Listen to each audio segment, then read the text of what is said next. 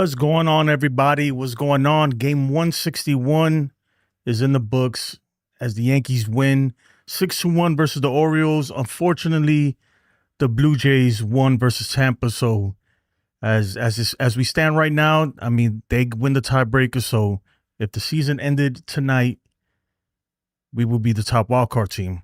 So we're hoping that tomorrow Tampa Bay could lose, not Tampa Bay. The Blue Jays will lose, and the Yankees will win, and that'll put us that'll give us the bye that we really want. Nonetheless, a lot of good things are happening for the Yankees right now. I mean, they keep rocking and rolling. The offense is absolutely on fire. Judge with a big home run today, and also a big RBI single. Stanton, another home run. He's been on fire the past few days. Ryan McMahon joined the party with a home run himself.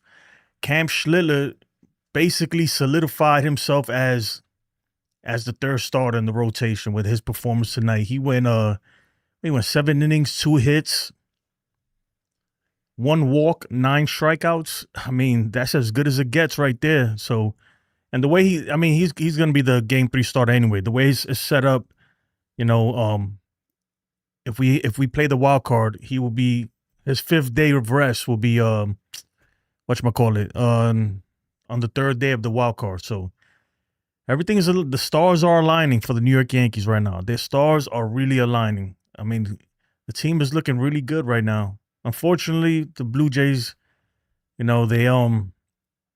refuse to lose, but we'll see, man. Today was a crazy game, Crazy game. You got Jazz Chisholm getting hit by the pitch. I mean, that was a scary moment right there.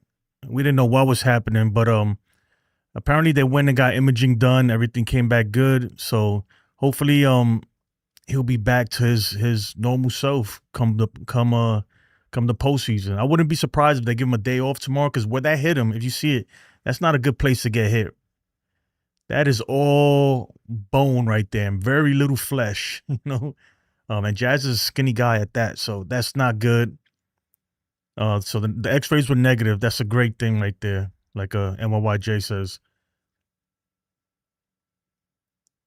But besides that, look, the Yankees, I feel really good. I don't know about you guys. I feel good about this team right now.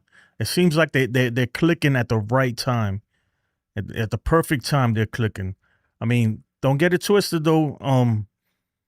If we go up against a Boston Red Sox in the wild card series, it's going to be tough.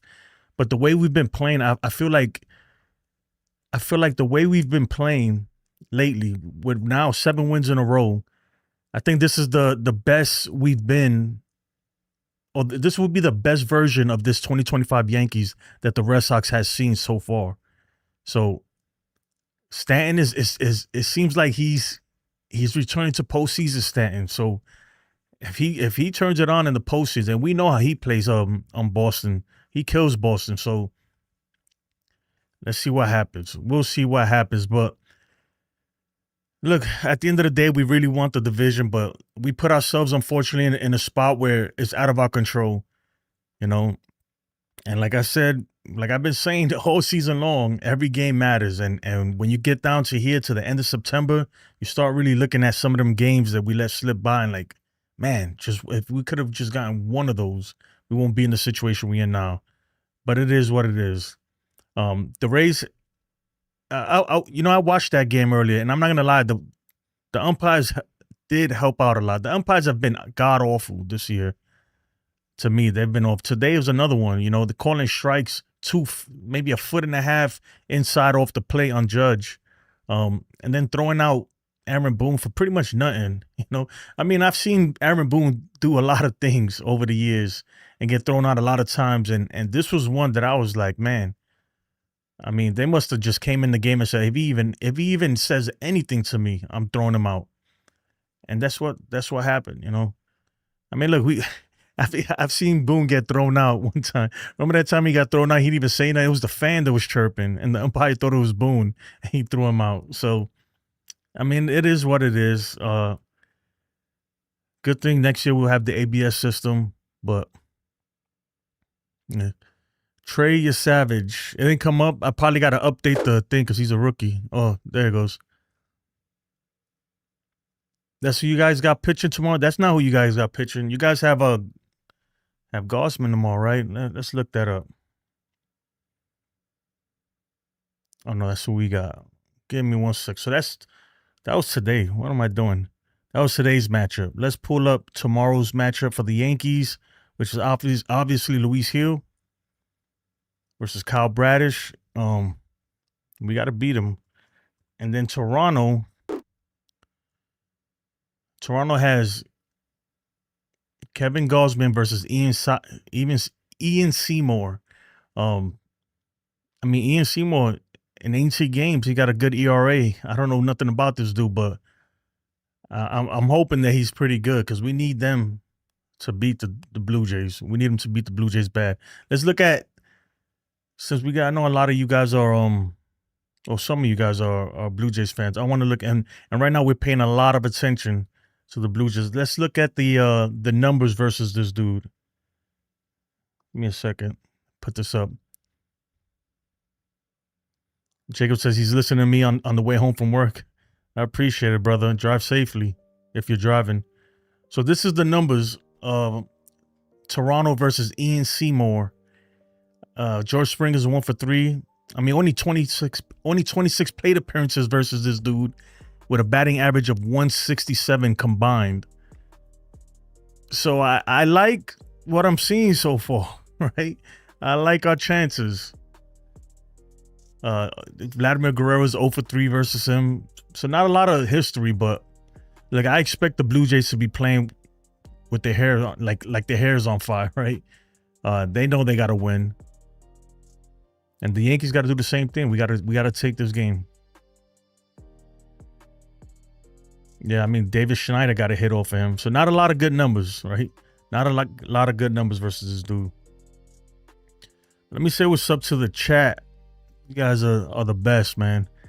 The best. Cam was a dog in the yard. Dog in the yard, man. You know about Pistol Pete? Pistol Pete got a podcast, and that's the name of it. Any report on Jazz? That's her. Yeah. That's what I heard, that it was negative. Everything was negative, so that's good. Stan is posting. I hope so. Hopefully Duvall saying he's now getting comfortable after moving from San Francisco. We get the dude we expected. Yeah, he was wild even in San Francisco, but he wasn't this bad. But he's always been a little wild. That's just how it is. When Jacob Frederick was good, my guy. Our teams are going to the playoffs. My Guardians just clinched. That's crazy. Oh man, hold on. We gotta look at this. Let's look at this real quick. Let's pull up the standings. Okay, so they're tied. They're tied for first. The Central's just like the AL East right now. That is crazy. How the hell did they just come in and just out of nowhere? All right, so they pretty much, yeah. So the Astros are gone. The Astros are out of it, guys. Astros are officially not in the playoffs. The Tigers and Guardians are in. One is going to be the wild card and one is going to be the division champ. It all depends tomorrow. It's crazy, right? How everything just at about 162 games. Think about this, guy. This is why baseball is awesome, right? 162 games. All the madness and all the craziness, and it all boils down to one game, right? One day, tomorrow, the final day. A lot of these, a lot of the playoff positioning and who's gonna play who really boils down to one final game. Just incredible. Let's take a look at the NL wild card while we at it, and then we'll get back to the chat. Okay, the Mets are half a game. Wow. Let me look at the box score of Cincinnati. Cincinnati's winning right now. Is that the final score? I have a bug on here. It'll say top of the ninth when it's really the final. No, it can't be the final score because then it would have been the bottom of the ninth. Yep. Well, Cincinnati's about to win this game. Remember, guys, Cincinnati has the tiebreaker versus the Mets. So it ain't looking good for the Mets at all. It really isn't. It's unfortunate. Go back here. Okay, boom, boom. Yeah. Yeah, it's pretty much just crazy, man. It's the way these last few weeks have been out of control. Out of control. But what we're all focusing on is tomorrow, right? I mean, look, at this point, the Yankees, we can't really do much scoreboard watching. And that's out of our hands. We just got to win and hope that these guys lose. That's pretty much it. There's nothing we can do. That is all we can do. All we can control is what our game, you know. Hopefully Tampa, man. Hopefully Tampa steps up and does us a huge favor, because that'll be a crazy ending to the season right there. NFE, what's up, my brother? He says Tigers and Guardians are in. Yep. It's going to be crazy tomorrow. You know what? Let me see that.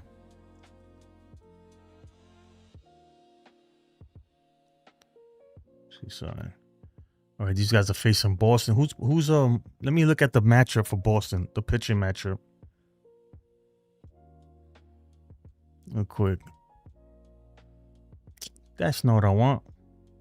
Okay, all right. That means that the pitchers haven't been announced then for tomorrow's game. Let me look at it. Yep, pitchers have not been announced. Boston has not announced their pitcher for tomorrow so far. So, oh no, they did. Oh, no, they didn't. It says TBD. Yeah, I mean, but look, on another note, though, right? The Yankees again, man. The Yankees have been absolutely awesome lately. They Judge continues to show, man. To me, look, Judge is the MVP, right? If it goes the other way, you know, I understand that. Look, Cal Riley's having a great year, a phenomenal year, but to me, it's just not better than Judge's, right? But hey, you know, I don't have a vote, so it doesn't really matter. But Judge went 2 for 3. 3 RBIs, right? Hits his 53rd home run. Really, he has 54, but he got robbed of one. And, you know, whatever. We're not going to bring that up. Dominguez pinch ran. He didn't get in that bat. Who else we got here? Did good. Ryan McMahon 2 for 3. Hopefully he can turn it on, because you guys found the new I added some new things. Yeah. Hopefully McMahon can turn it on. 2 for 3. 1 RBI. We're gonna need him in the playoffs. And then you got Big G, 2 for 3. Big G. It's gonna be who found him? Let me see who found him. If you just joined in the stream for the first time, you're probably wondering what the hell is going on. This is just some effects you can control by putting commands in the chat. Everything's in the description. What commands you can use, and yeah. So this is one of my favorite ones. I'm not gonna lie. The trash one. Yes, Big Lou's trying all of them things out.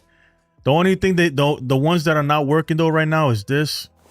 I have to figure that out. These you won't be able to control from the chat. And I'm also working on bringing back the live chat fantasy betting with fake money, obviously. That's going to be coming soon. Katie, what's up, Katie? This is the Yankees' chance to go for their 28th title. Exactly. The road to 28 starts. Road to 28 starts in a few days here. You know, my man Jose G, I know he's happy. I really think that the Yankees could do it.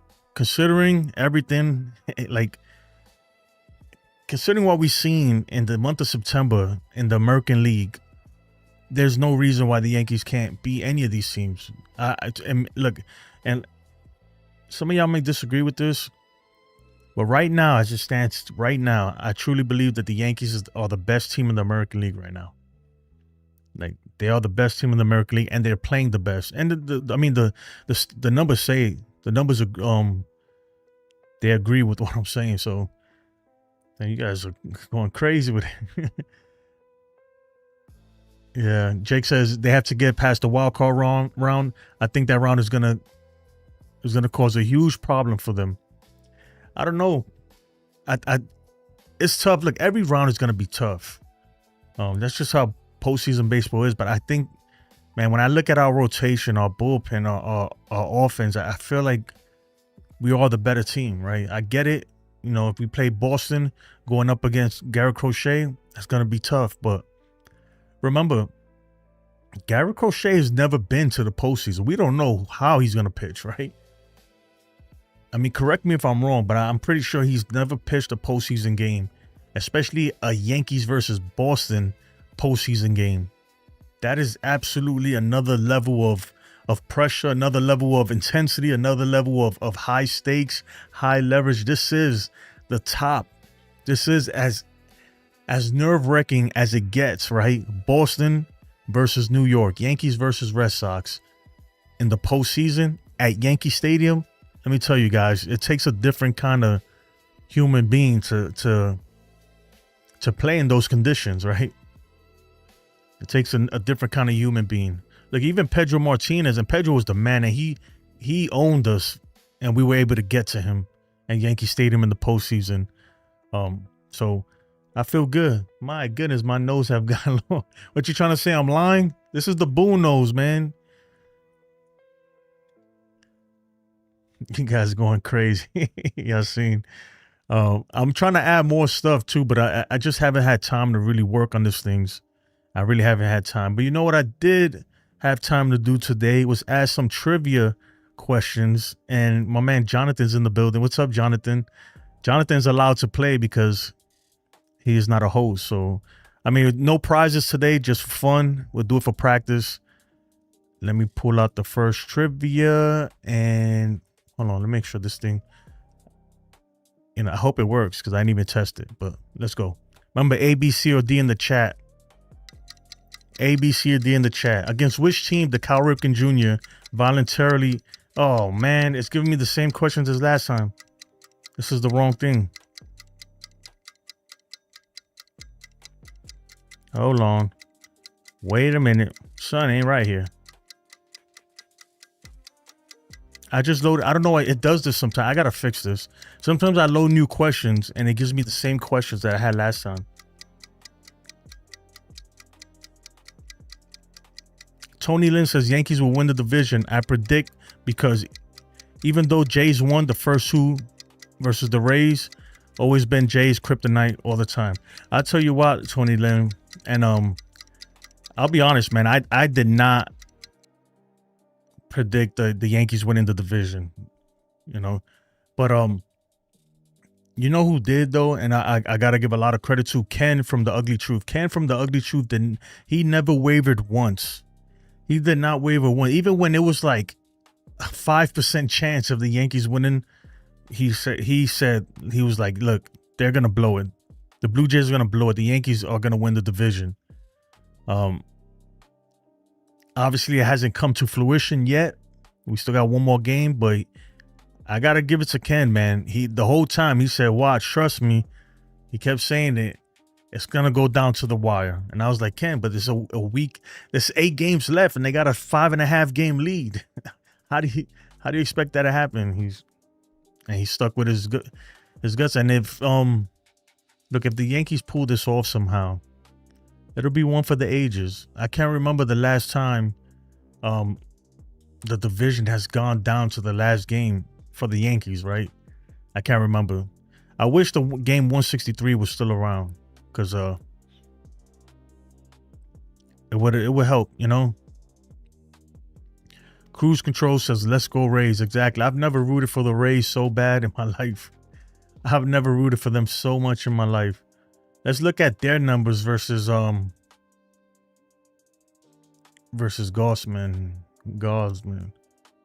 Hold on, let me put this up here. Where are they? Oh, here it is.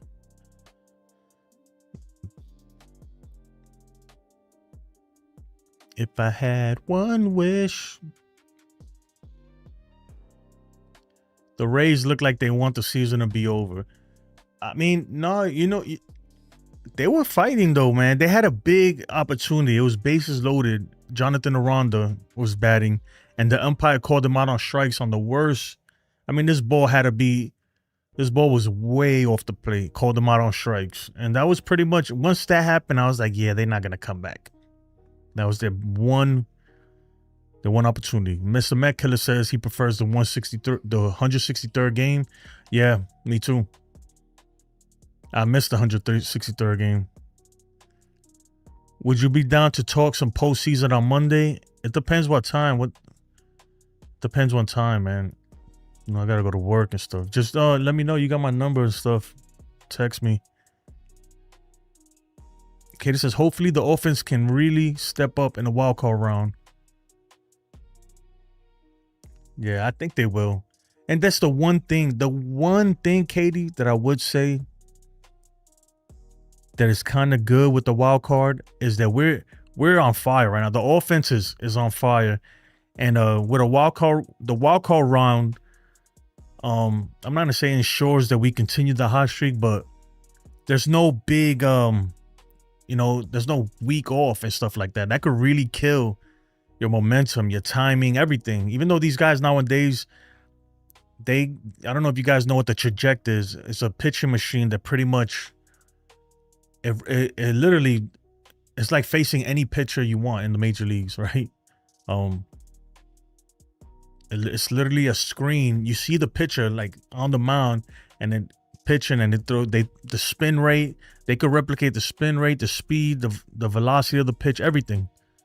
Their pitch mix, and then they have it like I'm talking about the trajectory pitching machine, and then they have it like where it's AI control, where it's random. So the pitching machine is actually trying to throw you out. Like it knows, I pitch, like it's trying to change eye levels and tunnel pitches and stuff. So yeah, they'll be all right. Rays sold at the deadline. Yeah, they sold this Caballero. Thank God the ABS system will be here next season. NFE says. Yeah, we need it. We need it. The thing is that even with that, there's still gonna be some bad calls because you can only, if you waste both your challenges, then you're pretty much screwed. I would say, man, I would be like, look, there's only certain people who are allowed to use the ABS. That's what I would say. Judge is one of them. Obviously Cole, when he comes back, he's one of them. Like I would literally designate only certain people are allowed to use the ABS, unless it's the last inning and you have a challenge left. If it's the last inning and you have a challenge left or a big at bat, like a big situation, then I'll say, okay, if you really feel confident, use it. But besides that, only certain people I would trust to use it wisely. It doesn't matter because I got the Yankees winning it all, no matter what. Yep, Jose does, man. And I got the screenshot to prove it. He's been saying this for like a month. Even when we were down, when the Yankees were losing bad, right? When the Yankees were losing bad and I was over here freaking going off on this team, Jose G was like, they winning the World Series. And I was like, really, dude? Have you seen what they've been doing the last few days? But he's stuck with it. Yankees will go to the World Series even if they don't win the division this year. I hope so. Fans are saying the same. Weren't going to beat the Orioles in this series because of the pitching matchup. I knew that we could do it. That's why I was like, look, we got to sweep the last 7 games, whatever it is, 8 games. I was hoping they sweep. Literally, like I can't remember what the schedule looked like at that point, but where's the schedule? Oh man, I don't have it no more. I deleted it. But anyway, I was hoping that they just sweep Baltimore, Chicago. The problem is, man, we lost one of Baltimore. Man, there's so many games where I feel like, man, we could have had that game. We should have had that game, and look, we're running out of time. Unfortunately, tomorrow's the last. I feel like if we had another week, if there was another week of the season left, we will be in first place, right? But we got to the point where we ran out of time, right? Tomorrow's our last game. But I feel like the Blue Jays if we had another week left, we definitely finished the season in first place. Reds won. Mets have to win tomorrow. And Reds lose, but Brewers won it. Yeah. So even if the Reds win and the Mets win, the Mets are out of the playoffs. The Mets ain't going nowhere, guys. They have no pitching. They have no pitching at all. Literally none. Today they called up a minor leaguer, didn't they? This is a must-win game. Your season's on the line, and they have nobody to pitch. Nobody. They literally had to go to the farm. They're bringing people up from, and then they got, oh my God, Sean Manaea tomorrow versus Edwin Cabrera. It's not good. It's not what you want, but here's what it is. Oh no, today they had Clay Holmes. Who pitched yesterday then? Yeah, Brandon Sprout versus Sandy Alcantara. Man, it's tough. Yuri Perez is tough too. Remember we faced him? So, I don't know, man. The Mets might get lucky, but we'll see. Anything can happen too. And you know what'd be crazy? Imagine the Mets make it and then they knock out the Dodgers. Wouldn't that be something? Wouldn't that be something if the Mets happen to squeeze in there and make it to the playoffs and eliminate the Dodgers in the wild card? That'd be absolutely crazy. Brad Jewett says, can you expand on grinding of you and Ace? I don't know what Ace is talking about, man. I don't know, man. Ace had an AO moment. I was like, whoa, dude. That was crazy though, Ace. I don't know if he's in here listening, but that was wild work right there. My man said he said me and Jason we're gonna be working together this off season and grinding together. But, hey yo, Mr. Snow Gaming, don't go too far. 2.2 ERA guy, you guys have to face tomorrow. No, I know Kyle Bradish. I mean, but look, he does have good numbers versus us, but man, this team is rocking and rolling. This offense, I expect them to knock this dude out. I really do. I expect him to knock this dude out. I think he's been hurt most of the season because he doesn't have that many innings at all. Oh, let me put this up. This is Tampa Bay versus Kevin Gossman. This is for Mr. Snow Gaming. Damn, they 506 plate appearances. This is for you, Mr. Snow.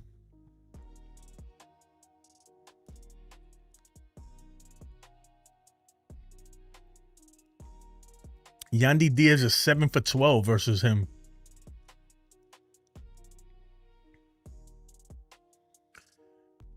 Oh man, Roxy, she's out there with the kids.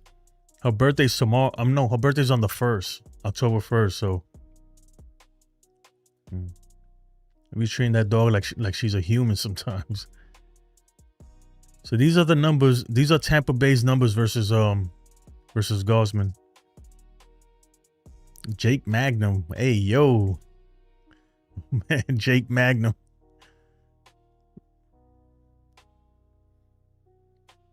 I don't know. What do you think? What do you think, Mr. Snow? You tell me. I'll tell you what, that's a lot of history. 506 plate appearances combined versus this dude. 254 average. That's decent. 14 home runs, 119 hits, 32 walks. So that's not bad. It's not bad. That's all I'm saying. Not too shabby. Not too shabby at all. All right.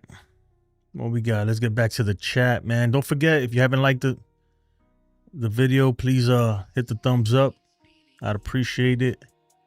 Teresa, I don't know. I just said Teresa. That's not Teresa. My bad if I butchered your name. So it's all up to tomorrow. Who gets the last spot for the Mets and Reds? So excited for tomorrow, but nervous at the same time. I'll tell you why. If I was a Met fan, I'd be nervous and and just furious at the same time. Nervous and furious. I feel Mets fans, yo. I'd be furious too. But here's the thing. I know this is kind of. We're gonna go on a little Mets talk, right? I'm not gonna act like I'm expert on the Mets or I follow them closely, but I did follow them in the off season closely, right? And I said it from the beginning. I was like, you guys better get some pitching, and they signed Sean Manaea. I was like, what? They gave freaking Frankie Montas, what, $34 million? I was like, what are you doing? Got Clay Holmes. They were trying to, you can't turn a hoe into a housewife, right? And that's what they try to do with Clay Holmes. But here's the thing, right? Here's the thing. I don't know. And I'm not going to say that the Juan Soto signing hurt them. I'm not going to say that. But everybody's like, they should go after and get Corbin Burns. But once they signed Soto, they weren't going to dish out any other huge contracts like that. They just weren't. Even though Corbin Burns, he ended up getting hurt too. So they dodged the bullet there. But I mean, from whoever was available, they weren't going to dish out a lot of money. Like they weren't going to get Blake Snell. They weren't going to get Max Fried, not after giving $865 million to this guy. I get it. King Cohen is rich as hell, but even he has his limits. You know what I mean? Even he has his limits. He didn't even want to sign Pete Alonso. They're going to have to sign Pete Alonso too, by the way. It's off season. They're going to have to, because if not, the fans, the Met fans are going to lose their minds, I think. Gets totally effed on 2 pitchers in a high pressure situation, and he still locked the F in and got a base hit. Yeah, man. Judge is the MVP. Look, Judge is absolutely the MVP. You know what gets me mad, right? And MLB TV, I can't even watch these people no more. They're so biased. It's crazy. What gets me upset is the argument that people put up for Cal Raleigh. I get it. Like, no, I'm not saying like Cal Raleigh's having a crazy year. MVP numbers, absolutely, right?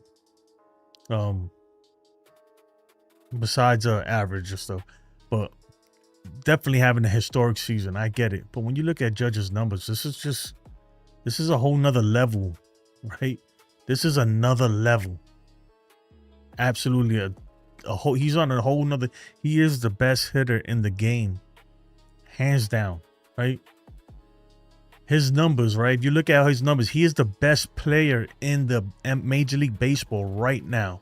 The best player. I don't want to hear Shohei Ohtani. I don't care, And it's like everybody was like, oh, well, he pitches. It's like, I don't care. He's still not the best player, Just absolutely the same thing. I don't care if Cal Raleigh's a catcher. If you look at his defensive metrics this year, they're not good. Cal Raleigh's defensive metrics this year are not really good, right? I get it. He was a platinum Gold Glove winner last year. I got it. But this year, they're not that good. And look, I understand, like if Judge, even if Judge had Ohtani's numbers, I say Cal Raleigh's the clear MVP.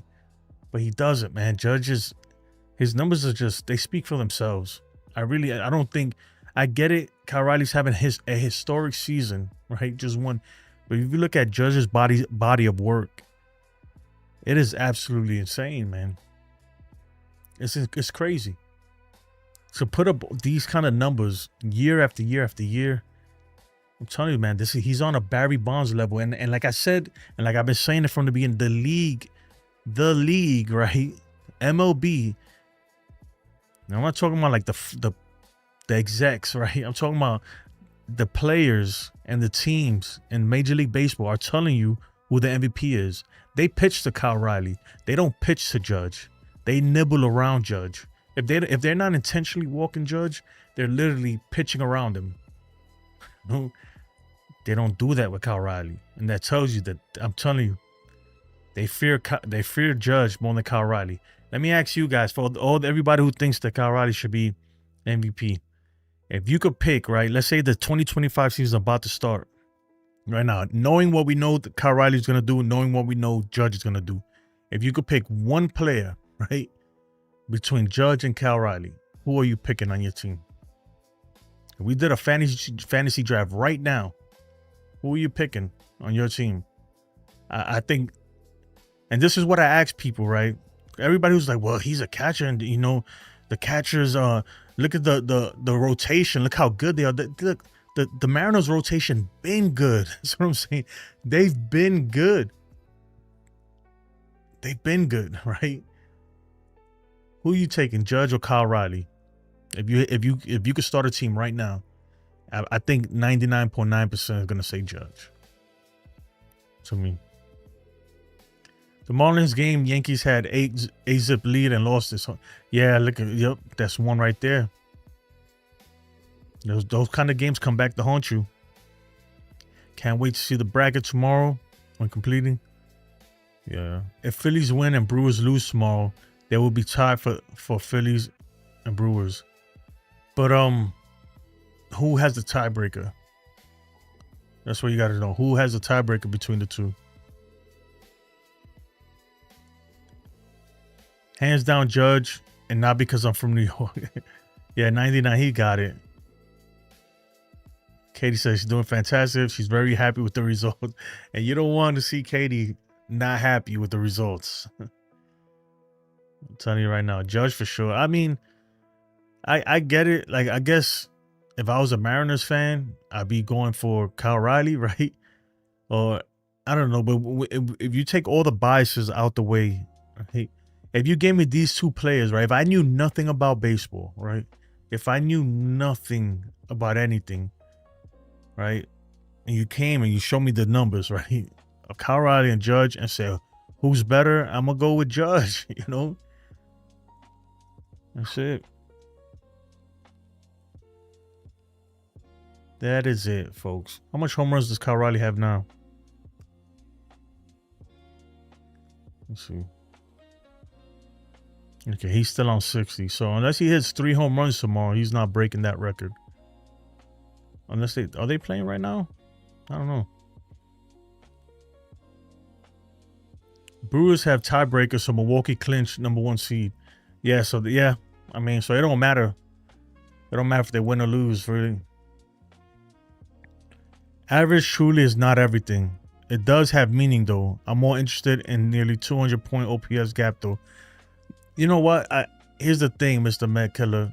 Average isn't everything, but average is a lot, right? It is a lot. It shows a total body of work. Like, don't get it twisted, man.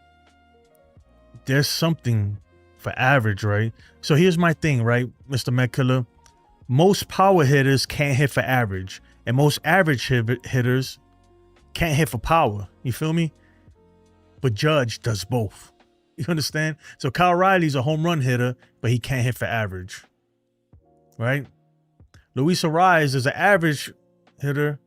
You know, he's a batting average guy, but can't hit for power.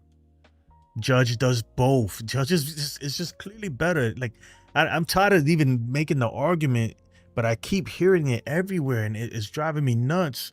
Some of these people are really delusional, and all I could chop it down to is it's just people just don't like Judge because he's a Yankee, or for whatever reason, they just want to see him lose. And I'm like, dude, the man is deserving of the award. Like, don't get me wrong, Kyle Riley deserves it too. But he has Judge there. That's just how it is. The same way Bobby Witt Jr. had an MVP year last year, but Judge just had a better year. It is what it is, right? Charles Barkley was a great player and deserved to win a championship, but he had Jordan in the way, right? That's just how it goes, right? We're not giving out participants. We're not making up stuff. They all this, but he's a catcher. You can't even quantify that. Like, and they even have a war, F war. It's a Fangraphs war, I think, or is a Baseball Reference war. Anyway, one of them includes that. And Judge is still better. Bo is good to go. No worries there. Slow burner, man. What's so good? You guys, man, you guys are showing back up. You're showing back up. But when y'all was losing, I was looking for y'all, man. I was like, yo, where all my Blue Jay fans at, man? Where they go? Let's talk about this. Yeah, Mr. Met Killer. If you understand what I'm saying, though, like you guys get it, right? Most power hitters can't hit for average, and most average hitters can't hit for power. But great players hit for both, and that's Judge. Does it all, man. Judge has 36 forced walks this year, more than the Babe, more than Ted Williams. And the thing is, though, and that just includes intentional walks. Just imagine all the times they pitch around him. All the times they pitch around him. Mr. Metcalf says, yep, I agree. As Judge, average is king. Yankee Cow, what's up, man? What is going on? What is going on? You know what I want to see? Damn, why Vladimir Guerrero got to have a long-ass name? Somebody pull up Vladimir Guerrero last 10. Who's hot on the Red Sox, right? The Red Sox, I don't think they've been playing great. I haven't really been watching them, what they're doing, but I'm going to start having to look into this stuff now because it looks like we might have to go up against them. Hoffman scares me. I think Sir Anthony should close. Pull up their stats, man. Pull up the stats. You talking about Vladimir Guerrero? Vladimir Guerrero Jr. That's 15. I hope it pulls. I think I spelled it wrong. I probably spelled it wrong. Toronto's going to be lit. I'm not going to lie. I watched today's game, and I will say this, right? Yeah, guys' stadium is nice. I'm not going to lie. It's really nice, and the fans were into it, man. The fans were totally into it. I'm not going to lie, man. That Toronto's, it looks like a great stadium. It does. I think with the junior, when we add the junior, it messes up the thing.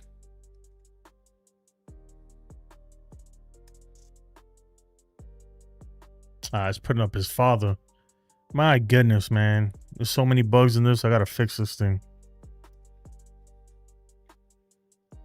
Oh, there we go. His last 15 games. 214, 4 RBIs, 511 OPS. I'm hoping he strikes out 7 times tomorrow. Now I'm just playing. Guerrero new nickname is the Worm Killer. That was DJ LeMahieu. DJ LeMahieu, man. That dude, he's pest control. He works for the groundskeeping crew. That dude's a ground ball machine.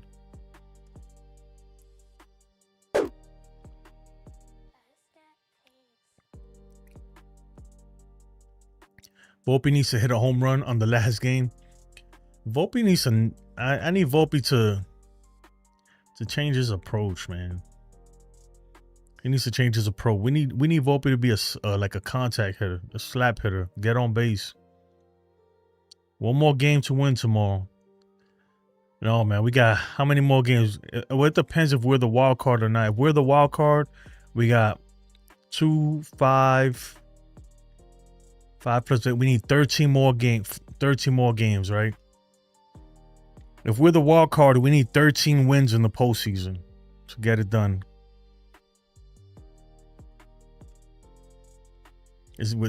You know why? I'll be honest, guys, man. October is my favorite time of the year because postseason baseball, obviously. My birthday's in October, and it's just everything starts. The leaves start changing. Halloween, starts getting a little colder, right? Put a sweater or a hoodie or something. I love it, man. I love the fall. The fall classic. I can't wait. It goes by quick though.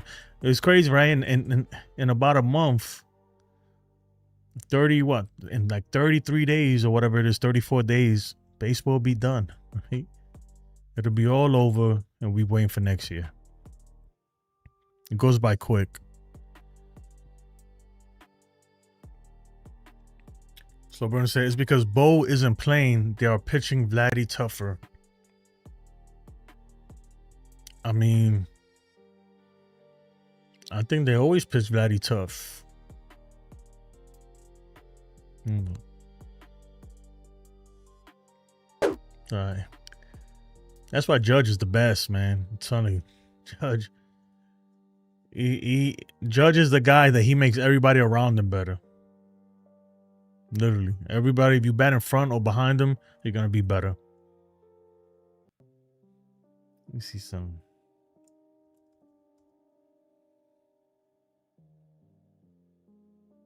Okay, Shohei Ohtani.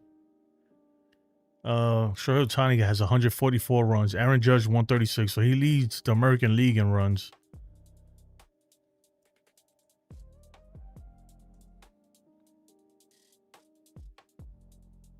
Aaron Judge is 143 points better than anybody else. Nobody's even close to him.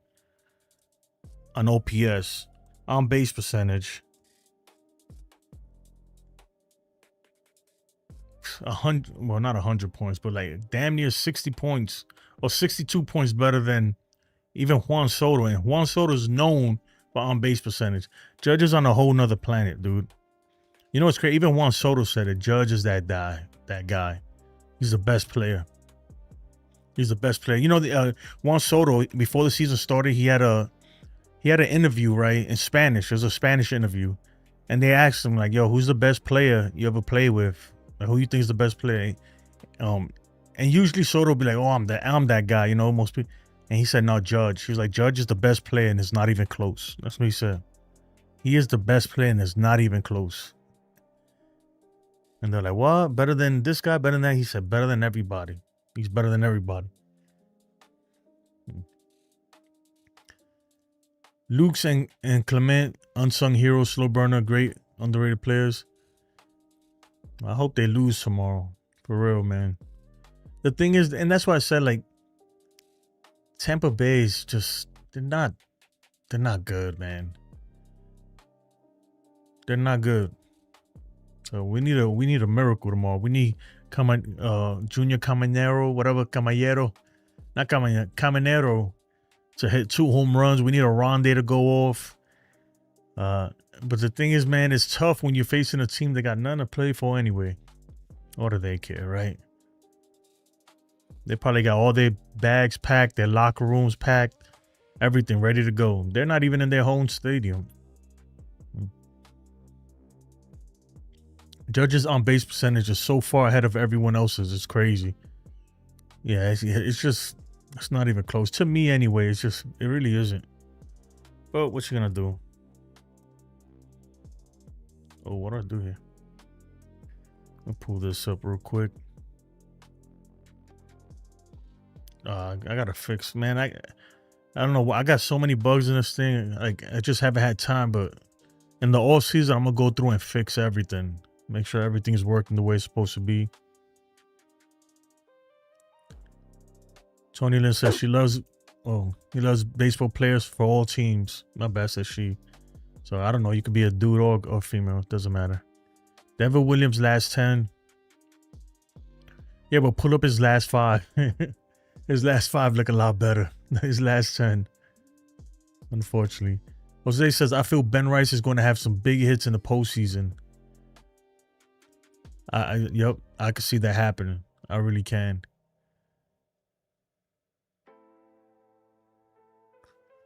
Yeah, it's gonna be good. Just imagine Blue Jays versus Yankees in the postseason, right? That's gonna be crazy too. Boston versus Yankees is gonna be crazy. The thing that Boston has right now is that Boston has pitching. They got the pitching for a short series, right? So, but I think we could do it, man. I think we really can. Just imagine if we face them in the wild card, 3-game series, and we hit Garrett Crochet and beat them. At that point, they're pretty much cooked, right? They're scrambling. We got Fried, Rodon, and Cam Schlittler, who's been pitching excellent. Even though Cam really didn't if I remember correctly, he didn't pitch Boston good though. He didn't have a good outing versus Boston. So yeah, but that's the thing though, slow burner. Well, this team is a totally different team from the team that you guys swept. When you guys swept us in what was it, June, July? This team that was rock bottom there. This team was we were worse than the Rockies. We were worse than the White Sox at that point. This team is a whole different team. I'm telling you, it's a whole different team right now. They're playing a lot better. And we just beat you guys 2 out of 3 the last time we faced y'all. It's a whole different team, a whole different bullpen, a whole different everything, man. I feel like, don't get me wrong, the Blue Jays, you guys are tough because you guys put the ball in play. But I think we can. He said you can't beat us at home. I think we can, dude. When we faced y'all, I'm telling you, when the Yankees faced you guys, you were facing the Rockies at that point. This was the worst team. They were terrible. Like, it's not like, that's what, I could go back and prove it to you. When you guys swept, when it was a 4-game sweep versus the Yankees, we already had been getting smashed before you know. We was already cooked before we even got to Toronto. Yeah, what's up, Donnie? That's what I'm saying. Like, this is a whole different team. A whole different team, man. So, just saying. I am just saying. Okay, yeah. Donnie Clark said these division games should be taken like playoff games, even in the early games of the year and towards the end. Yeah, man, that's what I was saying, Donnie, that if only we could have got one of those games, right? Or just one, even just every game is so important. Especially when you get down to like the end of the season like we are now. You know, somebody brought it up. There was a game versus the Marlins. Remember, we were up 8-0. 8-0 versus the Marlins and we lost. Remember that game? You know, stuff like that. You can't have that. Like, that would have been it right there. 8-0. If we get that game, we're not even having this conversation. We're getting ready for a bye week. But what can you do? We cooking everybody. Line them up. Who's next? The bullpen you guys won against. This team was all I'm saying is this team was a lot different, man. And if we could click on all cylinders, that's the crazy thing too, that we haven't even. I still feel like we can even be better than we playing right now, right? This team can actually even be better than this.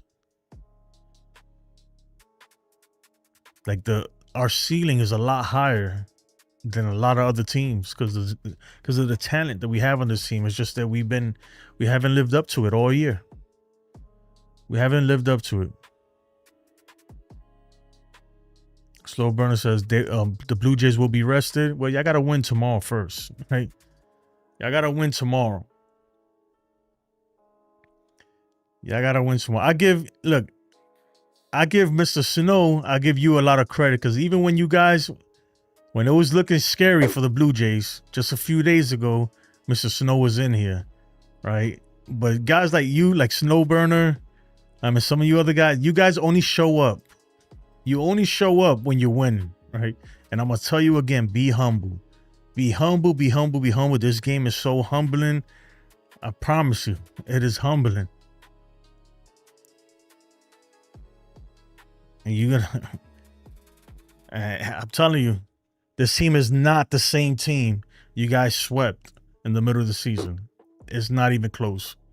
This team is 10 times better than that right now. Donnie says, I just hate it when people are saying World Series a bust. They don't know what it is to play 162. No, but I agree though. Don't get it twisted, man. It is World Series or bust. For the Yankees, it's World Series or bust. It's World Series or bust, man. That's how it is for me. And that's how it is for winners, man. You ask Tom Brady. Ask Tom Brady if he's okay with losing. He'll tell you hell no. Ask Derek Jeter if he's okay with losing. Of course not. Ask Michael Jordan if he's okay with losing. No. You know what I mean? Only losers are okay with losing. You understand what I'm saying? So we're not okay with losing. If we lose, don't get it like there is some minor successes, right? There's small goals that we achieve, small things, but the ultimate goal is to win. And if you don't win, that's it. You lost, right? And when if you lost, that means you're a loser. That's what it is. Yankees starting pitchers and bullpen have been on fire for a month now. We'll see. Knock on wood. Don't jinx it. Yeah, Paul Blackburn he's low key, man. Him and Tim Hill are low key solid. They're solid out the bullpen. Judge has to prove to be like Jeter this postseason. I mean, he don't gotta be like Jeter. I just need Judge to come through when we need him to come through. That's all. You know, that's all it is. If he goes off big time, even better. Even better. We just need him to have big moments, right? When it matters. You know, important at bats that could change the game. We need him to change the game. Would you say is World Series a bust for the Jays or no? The Jays were the only predicted.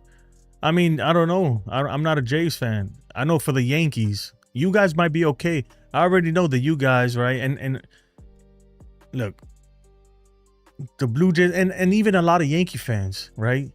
Even when we made it to the World Series last year and got embarrassed, they're like, well, it's a success. We made it to the World Series. I'm like, yeah, you made it to a World Series just to get embarrassed, you know? It's not, I think for every team,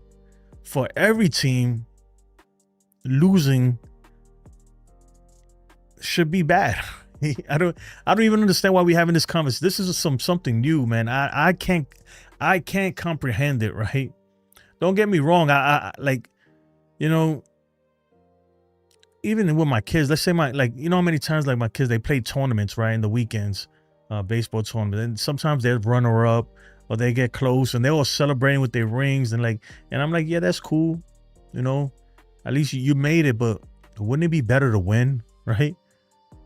When at some point you're like, you know what? It's not good enough, right? You don't have parades for coming in second place or third place. There's no parade for making the playoffs, right? There's no parades for that. You don't remember that. Understand? You don't go down in history and you know, for legendary game or you don't go down for greatness for losing. You just don't. You know what I'm saying? Like, that's just how it is. So for me, it's championship or bust. And I'm like that with all my team. I'm a Giants fan, right? I'm a Giants fan. They suck, right? They suck. Let's say, because they have Jackson Dart, he's gonna be starting this week. Let's say he does good and they manage to make it to the postseason and then lose, right? Don't get me wrong, that's a minor goal. Like, yeah, look, we made it to the World Series. That's good. But what are we really celebrating? We lost. You know what I mean? We still lost. I don't know. To me, it's just not the same. These teams are heavy hitters more than ever. I don't care.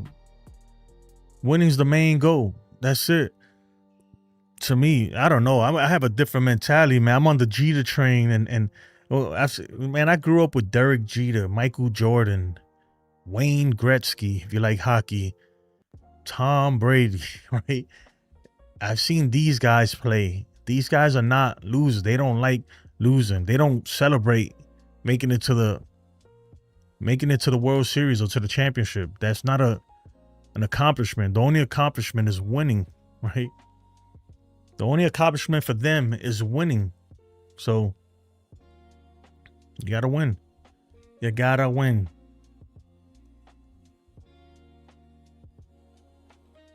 You can't come runner up. No. You need to be in first place to win it all. Just ask the Mets how it is to lose, even with Soto. Yeah, man. I'm just saying, like, you gotta. That's just to me, right? That's just being a Yankee fan. Like, especially if you were a Yankee fan, you grew up in like, if you watched the '90s Yankees, if you're old enough to have enjoyed the Yankees from '96 or '95, I would say '95 to like 2004 or whatever, then you know, like, it's just, you know, especially. Let me ask you something, right? Let me ask you guys something. If George Steinbrenner was here, right? If the boss was here, you think he'd be cool, like, with his World Series? Okay, yeah, we made the playoffs. Great job. You think let me ask you this. You think they would have gotten a ring? Like last year we got American League Championship rings. Like, was that a thing in the 90s? Does Jeter have any American League Championship rings? Somebody please tell me. Does Jeter, I bet Jeter, Posada, Pettit, I bet you the core four, when they heard that, they were laughing, dude. I bet they were freaking crying. Like, you gotta be kidding me, dude. These dudes are soft as shit, man. I guarantee you they were dying. I promise you they were laughing. Like, come on.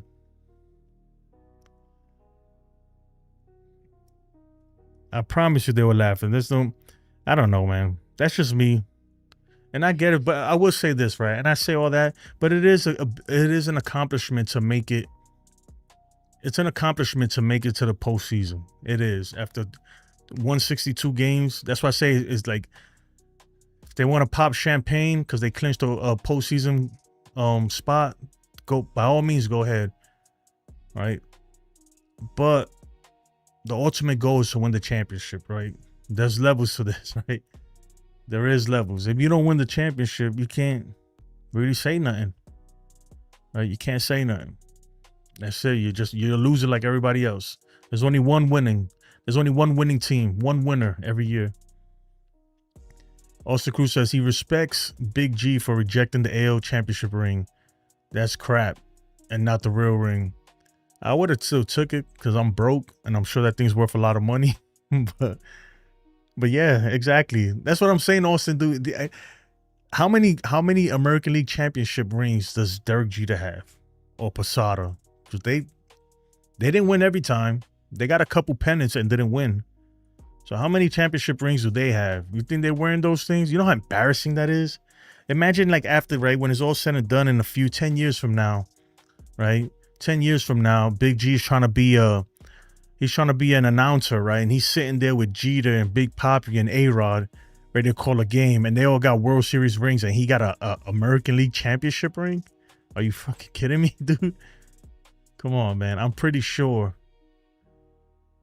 Even Soto, right? Soto got his. You think Soto's ever gonna rock that? Like, really?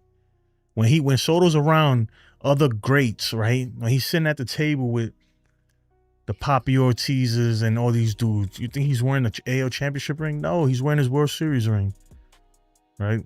And even dudes that never won a World Series, they're not gonna wear that because they understand. Amongst the players, I bet you they understand like that. Like, yeah, that ain't it. That ain't it, man. AB says 1995 start of a dynasty, 2001 end of the dynasty, 2004 Yanks were trash team. Boston would not have come back from 03 against dynasty teams. Yeah, but yeah, that was effectively the last year, right? But I'm saying within all that time, they had what? We had one, two, three championship, 3 American League championships that we didn't win. All right, so we didn't win. 97 we lost, but we lost that one, we lost the World Series that year, right? And then 2001 we lost. Yeah, maybe 2, 3, whatever it was. That's what I'm saying, man. Hey, good night, Roy. Take care. Camilo Duval. Mr. Snow says, by the way, if Red Sox lose tomorrow, the Tigers win, and Yanks lose the division, you guys would face Tigers instead of Red Sox. If the Red Sox lose tomorrow and the Tigers win, let's look at that. I gotta look at the standings. I've been so preoccupied. I mean, either way, we're gonna get we're gonna get either the Cy Young Award winner or the Cy Young runner-up, or one of those two we're gonna face. So it doesn't really matter. Hold on, where am I here? Let's take a look at that. NL Central. Let's go to the wild card.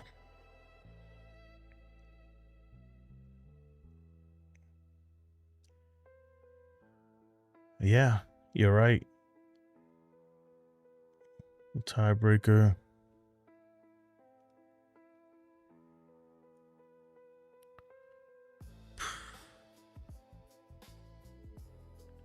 $87.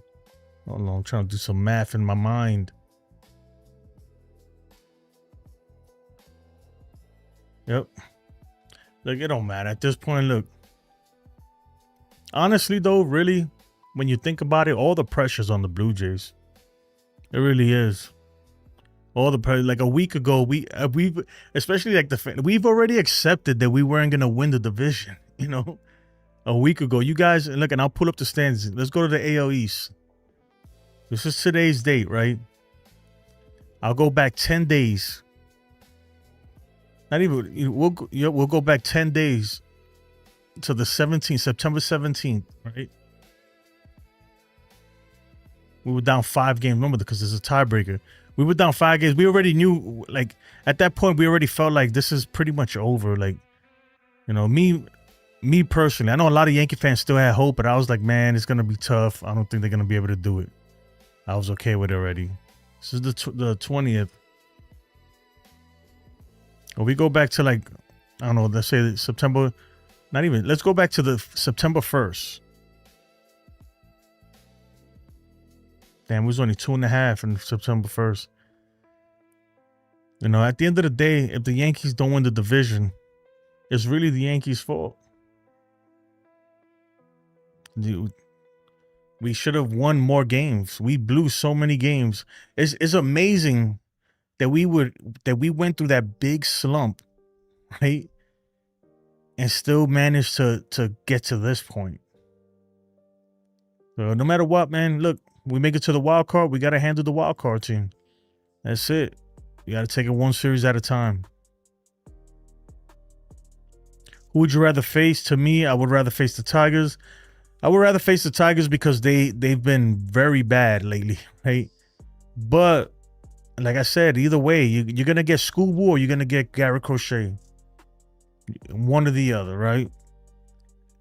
I'd rather probably face Garrett Crochet, if I'm being honest with you guys, because at least I know we've scored runs against that dude. I can't remember the last time we did anything versus Scooby. Even though Scooby hasn't been the greatest in the postseason either. We'll see. We will see. I still think it's going to be Yankees versus Red Sox for some reason, if it comes down to that. It's going to be Yankees versus Red Sox. Man, that one loss, our last 10, we're 9-1. That one loss, right, to the Orioles, my goodness, we should have won that game too. But that left field, the freaking Beavers, that mother effer, robbed the home run from Giancarlo Stanton, then robbed the freaking bases clearing, what would have been a bases clearing single. And he killed us, man. We lost that game off of 2 catches. 2 outstanding plays by the freaking left fielder for the Orioles. Killed us, man. If not, the last time would have been 10-0. And we'd be in first right now, and it'd be a different story. But what are you going to do? I think I'd rather play the Red Sox too. Jays have to just play tomorrow, then we'll see what happens. Yeah, at least there are 3 games. Haven't seen Yarbrough in a while. The last time we saw him, he wasn't good though. But I'm surprised, yeah, that we haven't seen him like that. I am surprised. I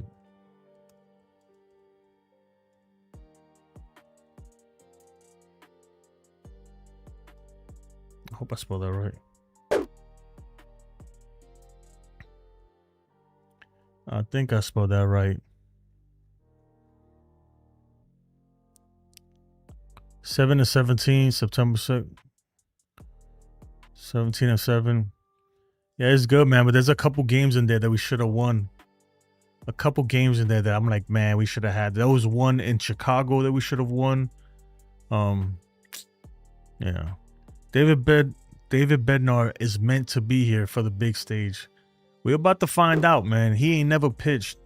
That's what I'm saying. A lot of these guys have never been on this kind of platform. I don't even think they understand really. Like I'm telling you, man, it's a different level of intensity, bro. I'm telling you, I've been to several playoff games, right? I was there in the ALCS. I was there when whatchamacallit. Well, I was there. I've been to a couple playoff games, right? But in 2019, I was there when when Aaron Hicks hit the 3-run home run off of Justin Verlander in the first inning, right? The Astros like jumped out and they had scored like 3 runs in the first inning. It was looking bad. This was like game 5 or game 6, I think. And when he hit that home run, let me tell you something. When he hit that home run off of Justin Verlander, like I get goosebumps to this day. You can ask my son. My kids were with me. And I tell you, I've never seen the Yankee Stadium that loud. Like just popcorn, beer, just everything that was in everybody's hands just literally went in the air. The whole stadium erupted. I'm talking about just absolutely crazy, man. Like I get goosebumps thinking about it. That's postseason baseball at Yankee Stadium. It's a whole nother level, bro. I've been to a million games. Well, not a million games, but I've been to a bunch of games in my lifetime. And that postseason environment is absolutely different, dude. It is different. So, and even players, man, they're human too. And like, it's different. We'll see. We're going to find out. I'm going to look that up real quick.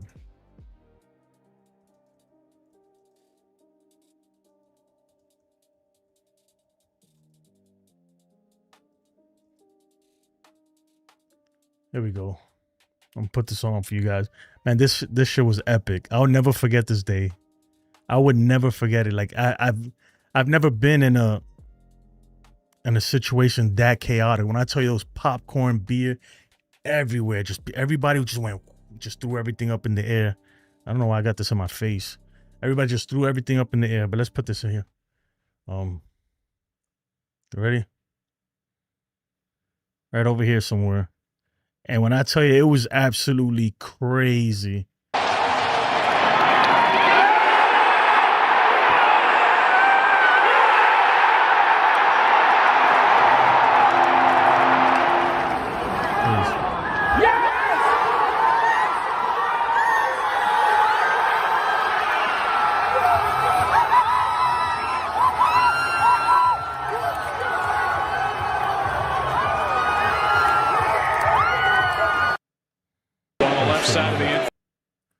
Yeah, man.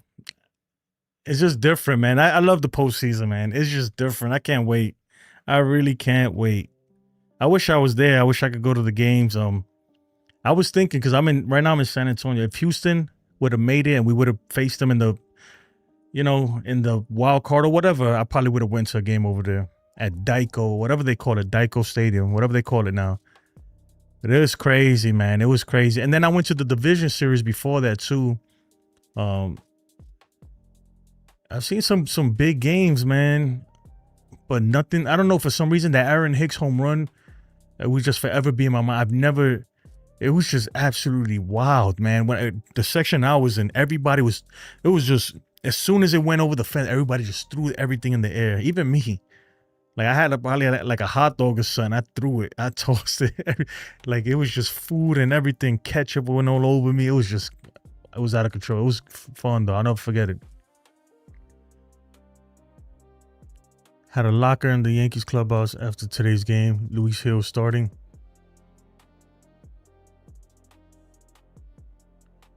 Yeah, Luis Hill starting tomorrow. That's what you mean, Jacob?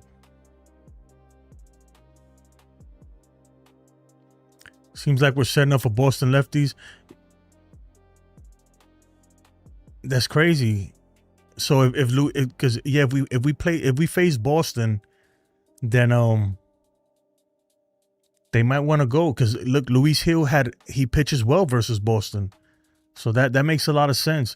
It depends. They're probably not gonna put Luis Hill to pitch tomorrow, just to leave that option That would make sense.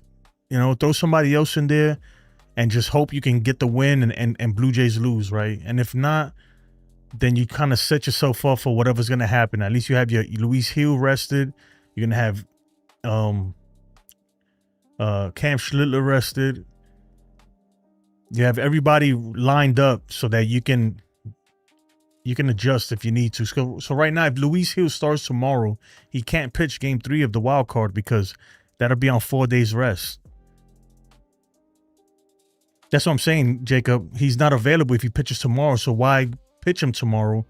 I would just pitch somebody. I don't know. It depends how we're gonna see. But I wouldn't be surprised if tomorrow morning they scratch him from the lineup card.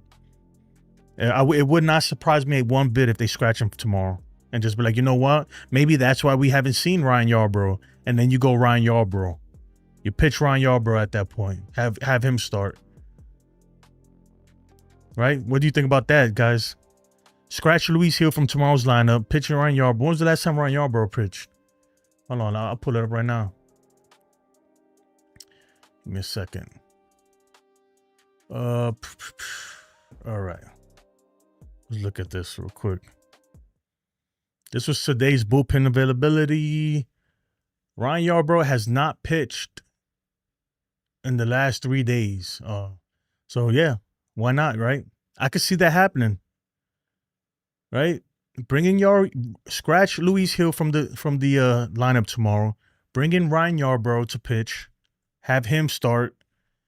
And hopefully you win. And then if Blue Jays lose, then it's whatever, right? We're going to the division series. But if the Blue Jays win and we win, then we see what happens with Boston and Detroit at that point. And if we face Boston, then yeah, I think if we face Boston, you're probably leaning towards Luis Hill as your game 3 starter because he pitches them well. We saw what he did last time in Boston. Was it in Boston or in Yankee Stadium? He shut them down. Almost he pitched like he gave up 0 hits and through 6 innings or something like that.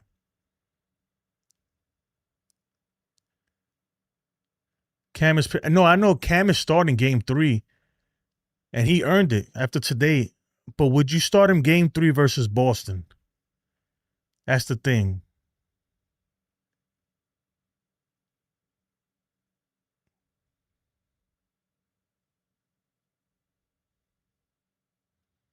Or yeah, or it could be that too. If he pitches tomorrow, then he's gonna be off the wild card roster.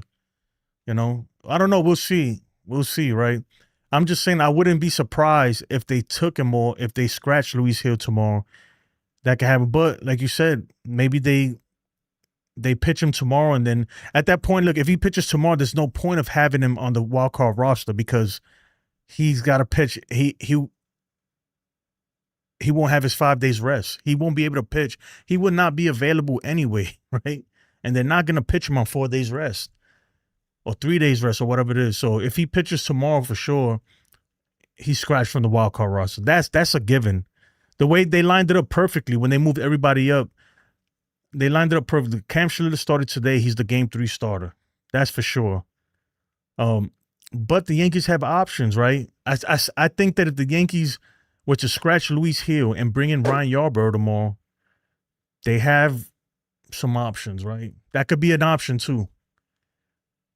Are they going to do that? I don't think so. I think they're going to stick with Luis Hill tomorrow. And if he pitches tomorrow, he's definitely off the wild card roster. He is off that roster.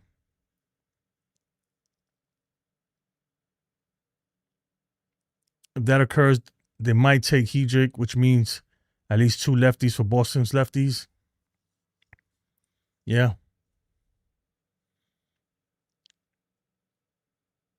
We got Tim Hill, and we got Ryan Yarbrough too. But if he pitches tomorrow, you're right. If he pitches tomorrow, then he's not on the wild card roster. So you're right. It depends. I think they might go that route. Like just pitch Luis Hill tomorrow, especially because we still have to win tomorrow, right? Like we got to win tomorrow. So leave Luis Hill in there and hope for the best, man. But once he pitches tomorrow, that means he's effectively unavailable for the wild card series. if we have to play the wild card series. He won't be available for that. Game where LeMahieu tied it up against Houston was a good moment. Yeah, that was in Houston though, right? But I'm talking about like one that I was actually physically at the stadium. That moment with Aaron Hicks. And I get it. Aaron Hicks, he didn't leave on a good note, but that moment was special, bro. I'm telling you. That was special. You guys, my kids, they remember it. They're like, that was crazy. That was crazy, crazy, you know? Good night, Jose, man. Yes, sir. And we got 37 of y'all in here. Make sure you hit the thumbs up if you haven't already. Let YouTube know that you're liking what you're saying. Man, now you got me thinking, Jacob. Now you got me thinking. It will make sense, though. It will make sense. Hopefully, man, I'm hoping that that these dudes lose tomorrow. That's it. I'm hoping that the Blue Jays lose and we pull off a win and just skip the whole wild card nonsense. Because the wild card is scary, man. The wild card is a scary thing because you lose game one and all of a sudden, man, that's it. It's do or die. Just like that, right?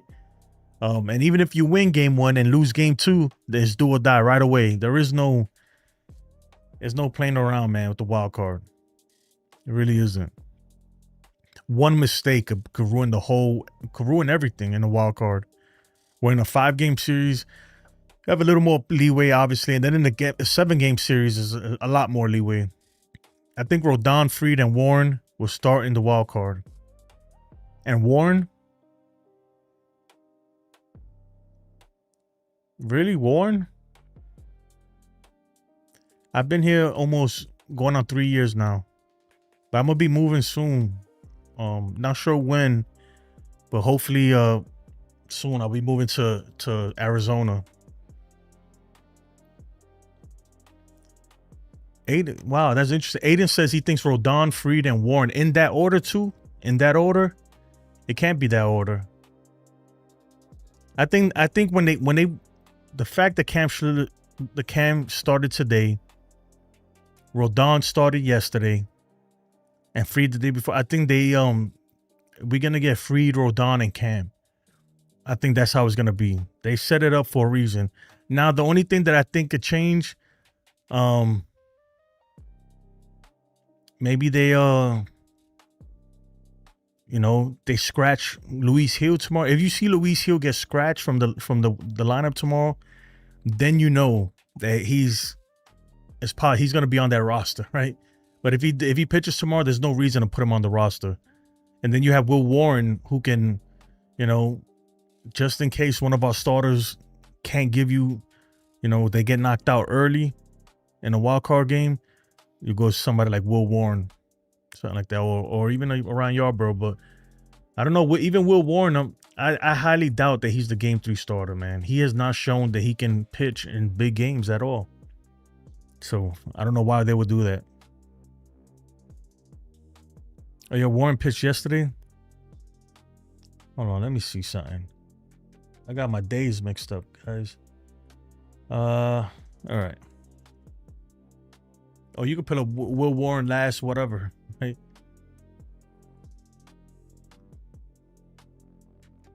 Oh, yeah, he did pitch yesterday. What am I talking about? He pitched good yesterday. He gave 4 earned runs in 5 innings.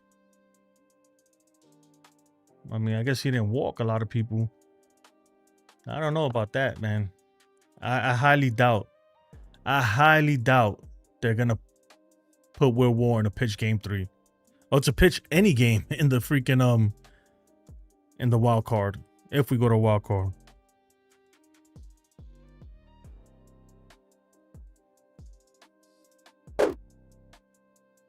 This is Will Warren last 5 games, last 5 starts. Yeah, he's not gonna be up there. I promise you that.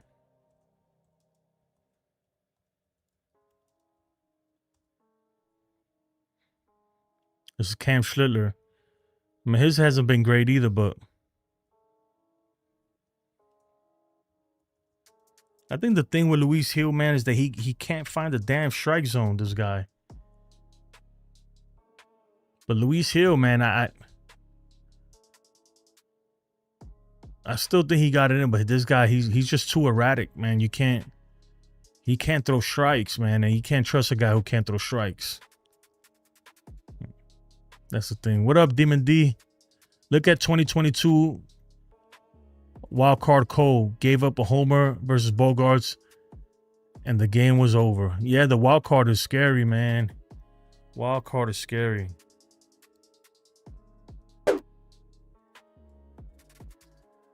Let's spell Garrett Cole.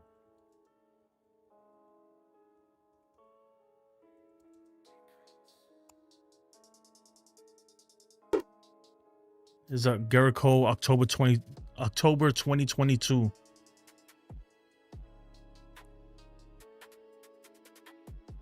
Two and two. You sure it's 2022? 161 games down, and it comes down to the last game of the season. Baseball is a sick sport. Now that's what I was saying, man. That's why I love baseball. It's just the way it is. Like, that's baseball will always find you, and it does that on purpose to humble you. And that's why, you know, Demon D, that's why all season, like, I'm like, it could be a random bullshit loss, and the people in the comments, they'd be like, man, like, you tripping, dude. It's just one game, bro. We got, like, it's only April, right? Or it's only May.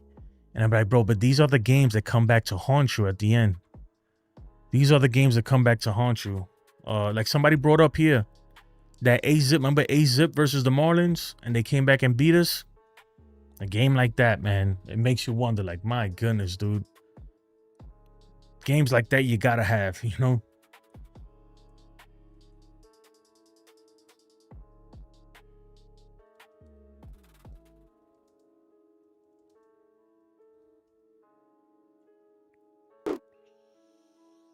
Yeah, it was 2021. 0-1, 13.5 ERA. But Garrett Cole, when Garrett Cole first came to the Yankees, I'm not gonna lie, it was shaky, man. I was like, dude, I don't know if this guy's gonna work out. But he turned it around. He turned it around.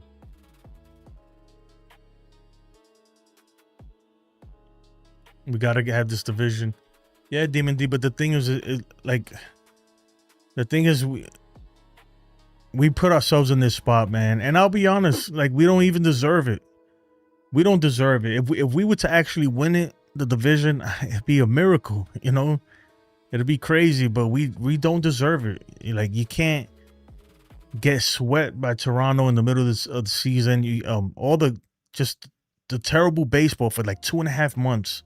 We played really bad, you know? It can't. How many games the blue pen blew, right? How many games Devin Williams blew? How many games, you know, Boone made questionable moves and we ended up losing? How many punted lineups, right, we had out there for the first couple months?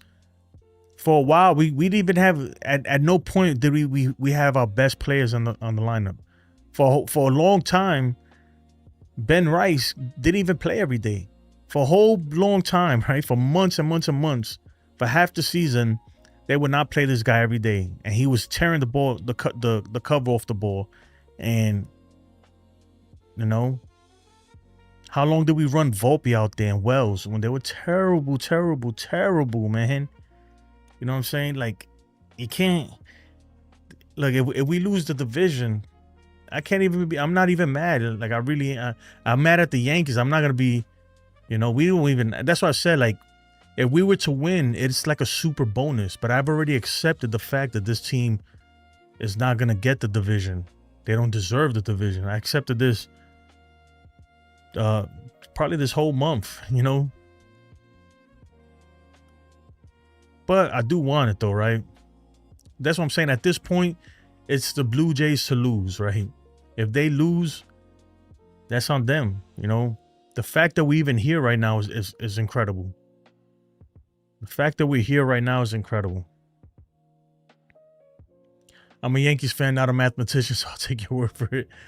I'm not a mathematician. I'm just saying, like, you know, like, we played bad. Like, you don't have to be a scientist. You don't have to be a genius to see that we played terrible for 2 months straight.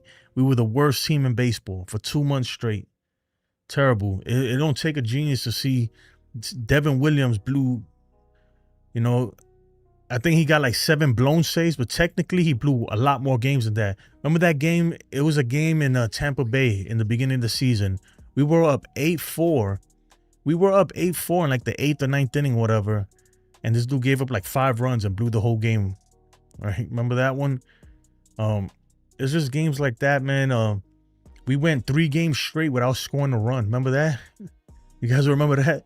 We went 3 games straight without scoring a run at one point. That's how bad we were. We were terrible, dude.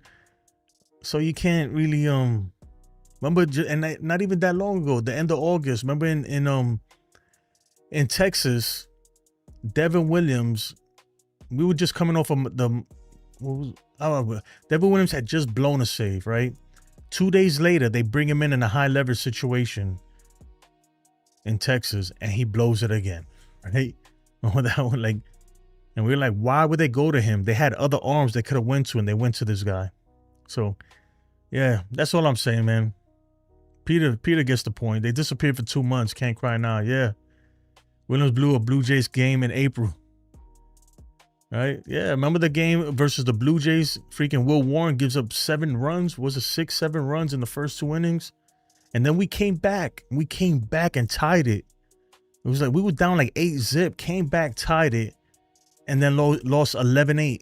You know, like the one in Miami was the worst. Yeah, you know, you're up 8, and then you blow a game. It's just so many games, man. When you think about it, that's why I'm not gonna, like, if the Yankees don't win it, you know, yeah, it's unfortunate and it's bad, right? Because we should be the AL East freaking champions, right? But at the same time, it's like, look, I'm not gonna be surprised either.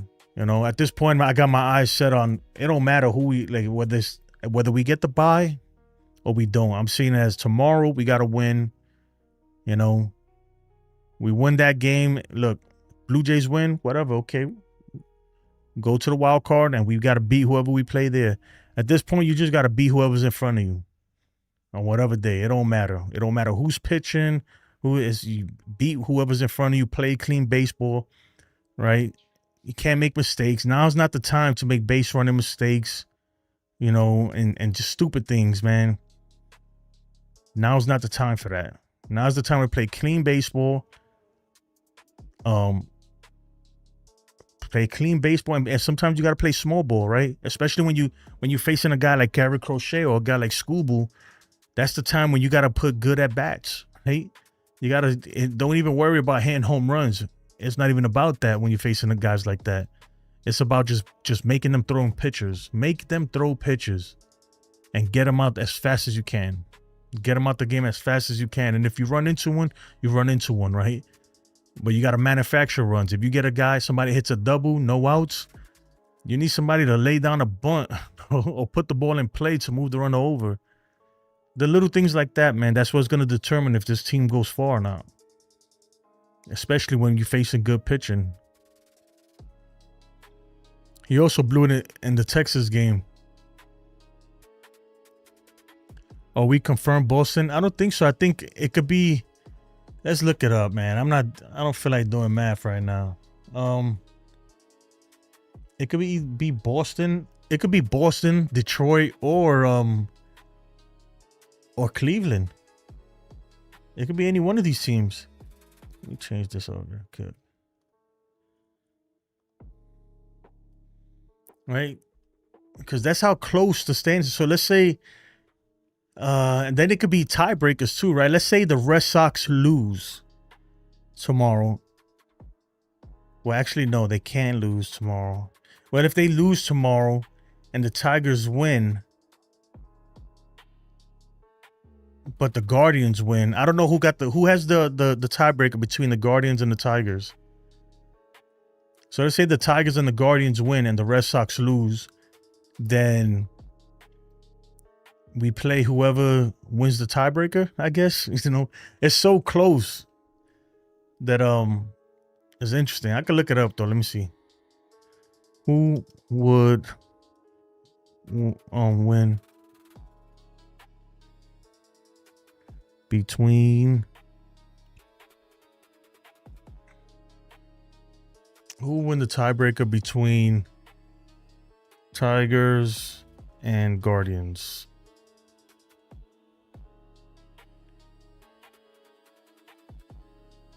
All right, you know what? Let's put this here.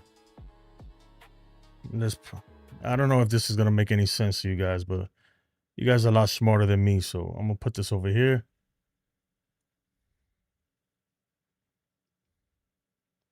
Okay.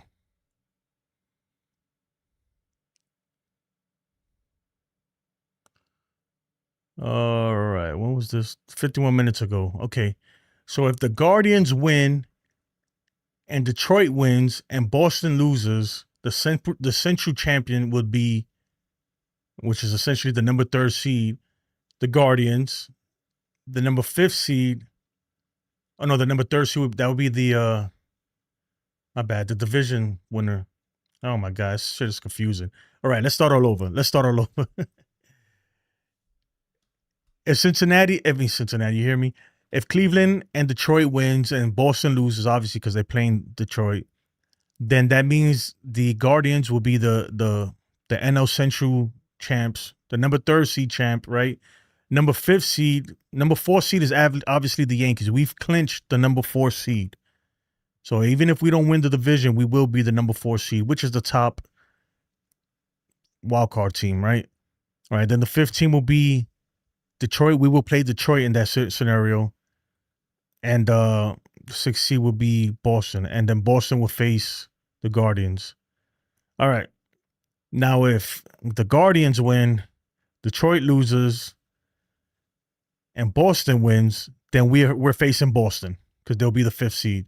All right, so the only scenario we don't face Boston is if the Guardians and Detroit win. Every other scenario, we face Boston, right?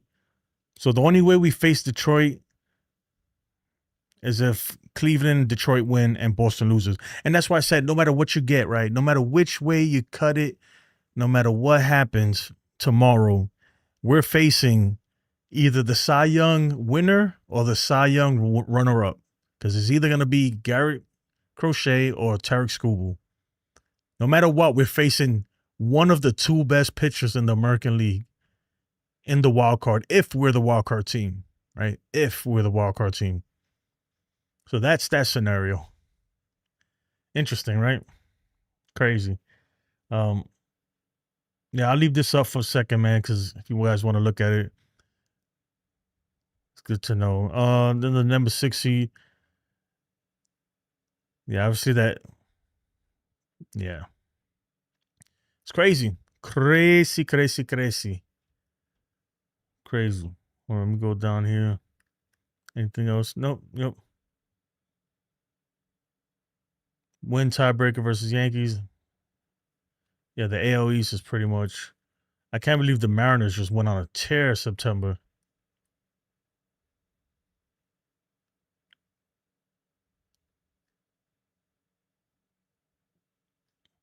All right. We've seen bad outings from Williams when we struggled. Man, my legs are falling asleep from sitting here for so long. Jays are idiots.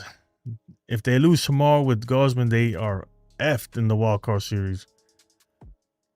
And that's why I don't think they plan on losing, man. That's why they're going all in right now. They say, you know what? We're going all in.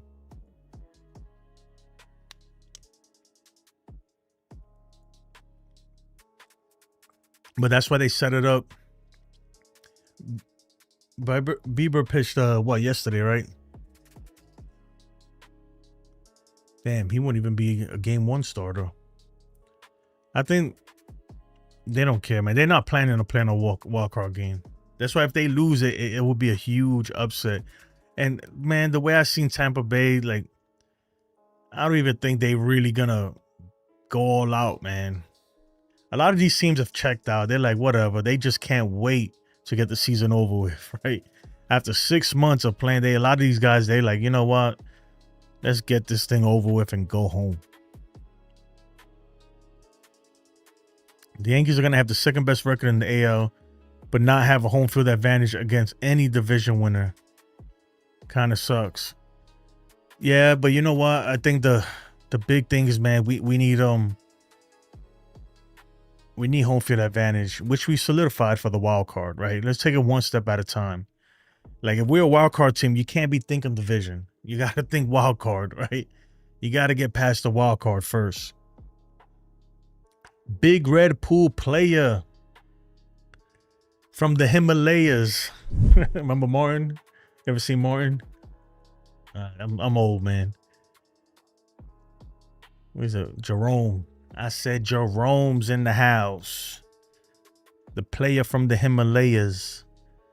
All right. Game 1 would be Mad Max. Yeah. I mean, look, it is what it is. At this point, man, like I said, we can't be thinking. Mostly, look, I don't even know what the odds are, right? But I'm going to make something up. I would say, I guess you could say 50-50, but I think it's more. We have a 25% chance, in my opinion, to win the division. A 25% chance. Even if we win, it's a 50-50 chance, right? Because we need Toronto to lose. But we got to win, right? If we lose tomorrow, it doesn't even matter what happens in Toronto. I just think that at this point, we got to try to win tomorrow, obviously, but the Yankees, they're preparing for this wild card. I think they know realistically, like, look, there's most likely there's a 75% chance we're going to face off in the wild card, and we're going to face either Detroit or Boston. Either one, we know game 1, we're facing Tarek Skubal or Garrett Crochet. Ken, what's up, Ken? Man, I was just giving you a shout out. I was saying Ken is the only person I know who, through all of this, stood by his guns and said the Yankees are going to win this division. Even when it was like, man, the odds are not there, Ken. Ken was like, the Yankees are winning the division.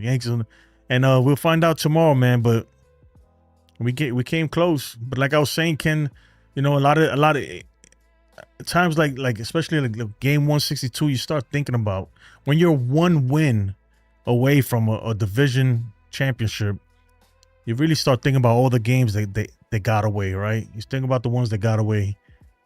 But with that being said, man, like I said, like, you can't even think about who cares about the division series?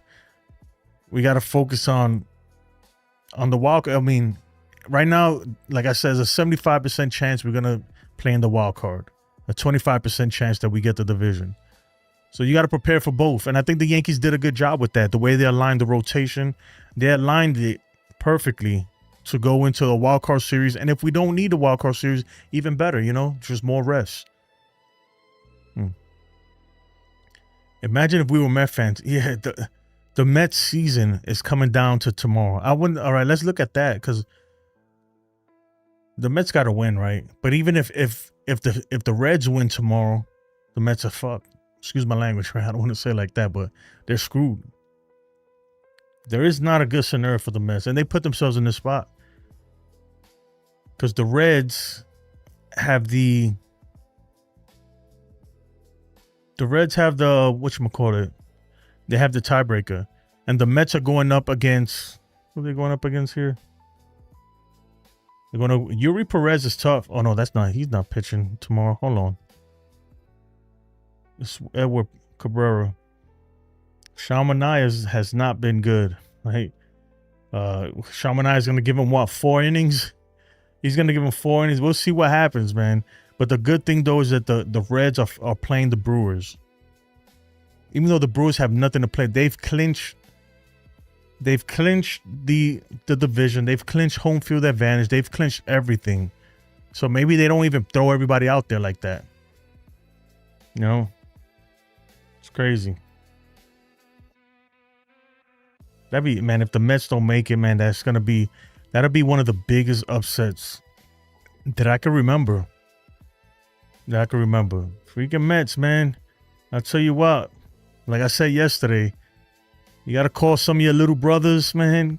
Remember all that? They're the big brother now and all that.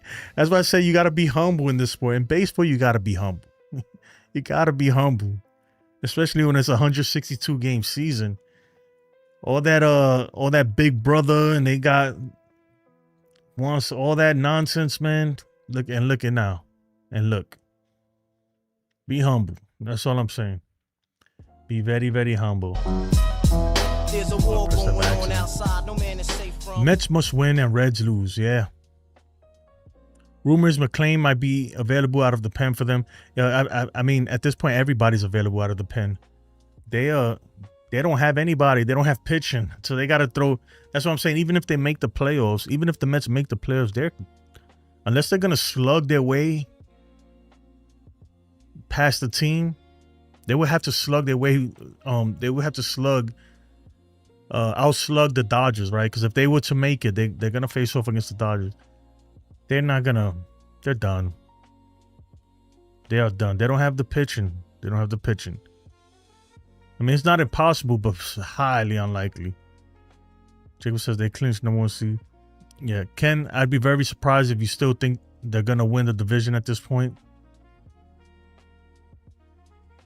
Ken says, well, I tell you what, man, the fact that we got this close, I didn't even think we'd get to this. I really didn't. I didn't think we'd make it this far.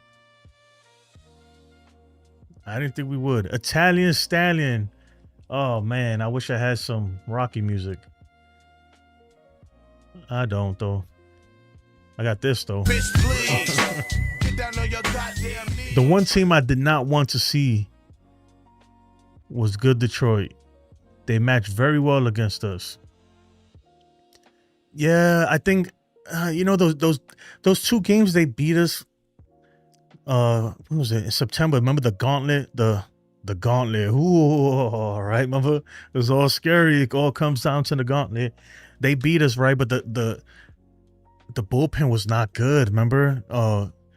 Freaking Fernando Cruz had he gave up like 5 runs 1 inning. Same with Luke Weaver. So I'm gonna chalk it up to just the bullpen wasn't there, but I feel like we could have won. At least one of those games we lost versus them, we could have won. Or we should have won. And remember, we didn't even face Scooble. That's why, as crazy as it sounds, I'd rather face Boston. You know what? I want to face Boston in the wild card. If we go to the wild card, I want to face Boston. That's the arch rival, just for the nostalgia and just the history and the, like the history between the 2 teams. And I think we match up better versus Boston. So I'd take Garrett Crochet over Detroit, but at the same time, Detroit, they're like 1 in their last 10. So who do you rather face? Who you rather face, Boston? Or would you rather face Detroit? Right? I get it. Detroit's tough, and they beat us. The last series we faced versus them, they beat us. But they're two of their last 8, right? I mean, they're 2-8 in their last 10 games, and Red Sox are 6-4. I don't know. It's interesting, very interesting. And the Astros, they I don't know what happened to them. D was good, D. Most people thought we were cooked in July. A lot of doubt that we would make the postseason. Yeah, there was doubt. There was a time there where it was bad. It was bad. I was never one like in the at the trade deadline. A lot of people wanted them to sell. I wasn't one of those people. I wasn't happy with the team, but I was like, look, if you're not gonna go all in and make big moves, then you might as well sell, right? But they made the big moves. The bullpen was the biggest thing, even though it didn't pan out exactly how we hoped it would. But they made the moves that was necessary, right? They filled almost all the spots that we really needed. Maybe we're not the sexiest name, but they filled it. So we'll see. Who is the circle of trust for relievers? It's going to sound crazy, but I'm a big Tim Hill guy. Man, I wish I knew Tim Hill, man. We be smoking Newports together and just chilling, man. Tim Hill is solid, man. For some reason, that dude, when he comes in, I get it. Every now and then he's gonna be bad, but I don't know why. I have a lot of trust in Tim Hill. To me, he's one of the most reliable guys out of that bullpen. I like Tim Hill. David Bednar's in there. Like I trust him to close a game more than anybody else. I know Ken is gonna like Ken. Ken is a big he likes Blackburn too, and I'll be honest, Blackburn has been really good, right? Outside of that first outing that he had with the Yankees, he's been actually really good. So I don't know. I'm not gonna say Blackburn's in there. I know I don't trust. I think that I can answer who I don't trust even more, right? I don't trust Williams, even though I feel like we have no choice but to trust him. I definitely don't trust Mark Leiter Jr. I definitely don't trust well, Duvall. Yeah, Duvall I gotta put him in there. He's been good lately, but I don't know what he's wild, right? I definitely don't trust him, and like I would not bring him in. And this is a thing too. I would not bring him in with like runners on first. And like he needs Duvall only comes in if it's a clean inning, right? It gotta be a clean inning, nobody on base, no outs. You bring in the ball, right? But you can't bring in the ball with bases loaded. That can't happen. Right? You can't bring him in with one out, runners on second and third. That can't happen. He is not the guy, right? He'll throw a wild pitch and then walk too. So, yeah, and then it's tough, man. I don't know who's in your circle of trust. Let me know. I like Tim Hill for some reason, dude. I'm gonna be honest, man. I think he's probably the most reliable. He's been the most reliable arm out of this bullpen probably the whole year. Right? I mean, he's had his bad outings too. Don't get me wrong. But nothing too crazy. And at one point, he pitched every game. He literally pitched the first half of the season. He pitched every single game almost. Like, I like Tim Hill, man.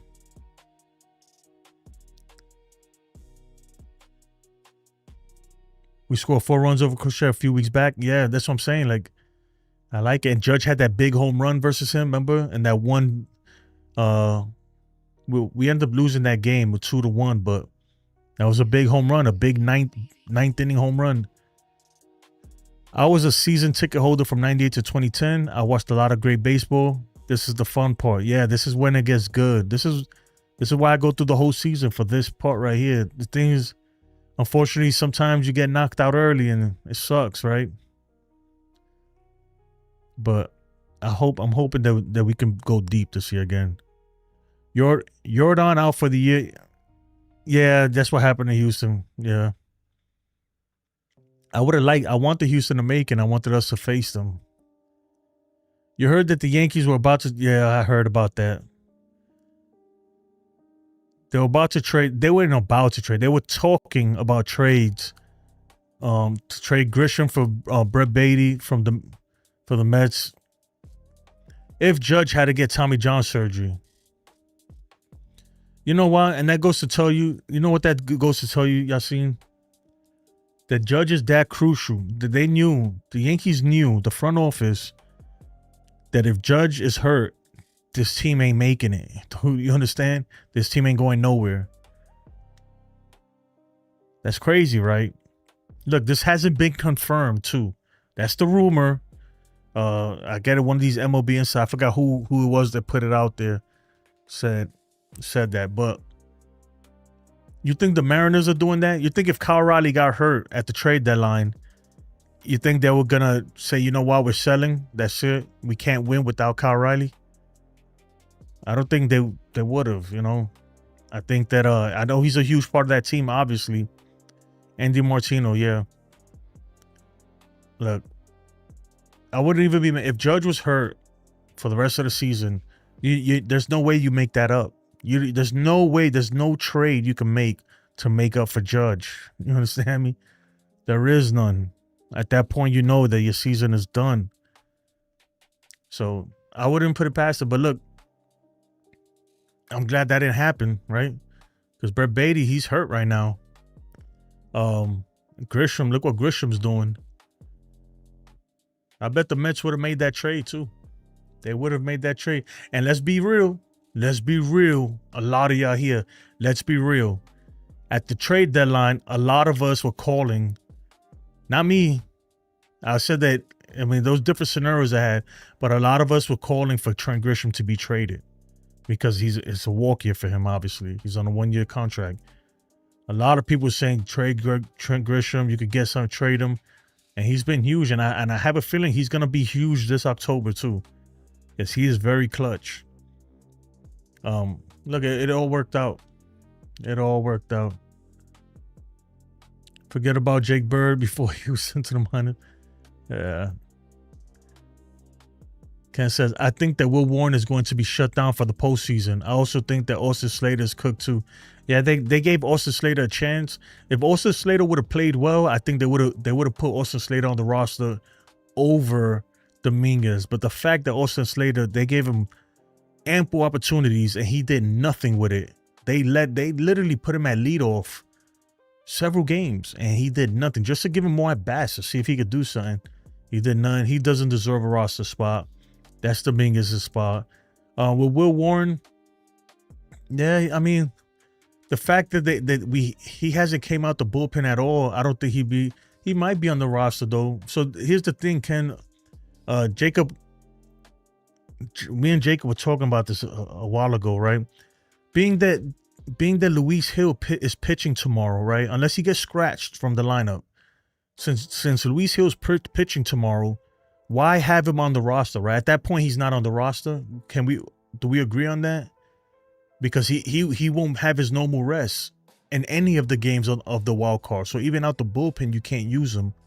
You can't use him at all in the wild card if he pitches tomorrow, Luis Hill. So I think it's safe to say that he might not be on the roster for sure.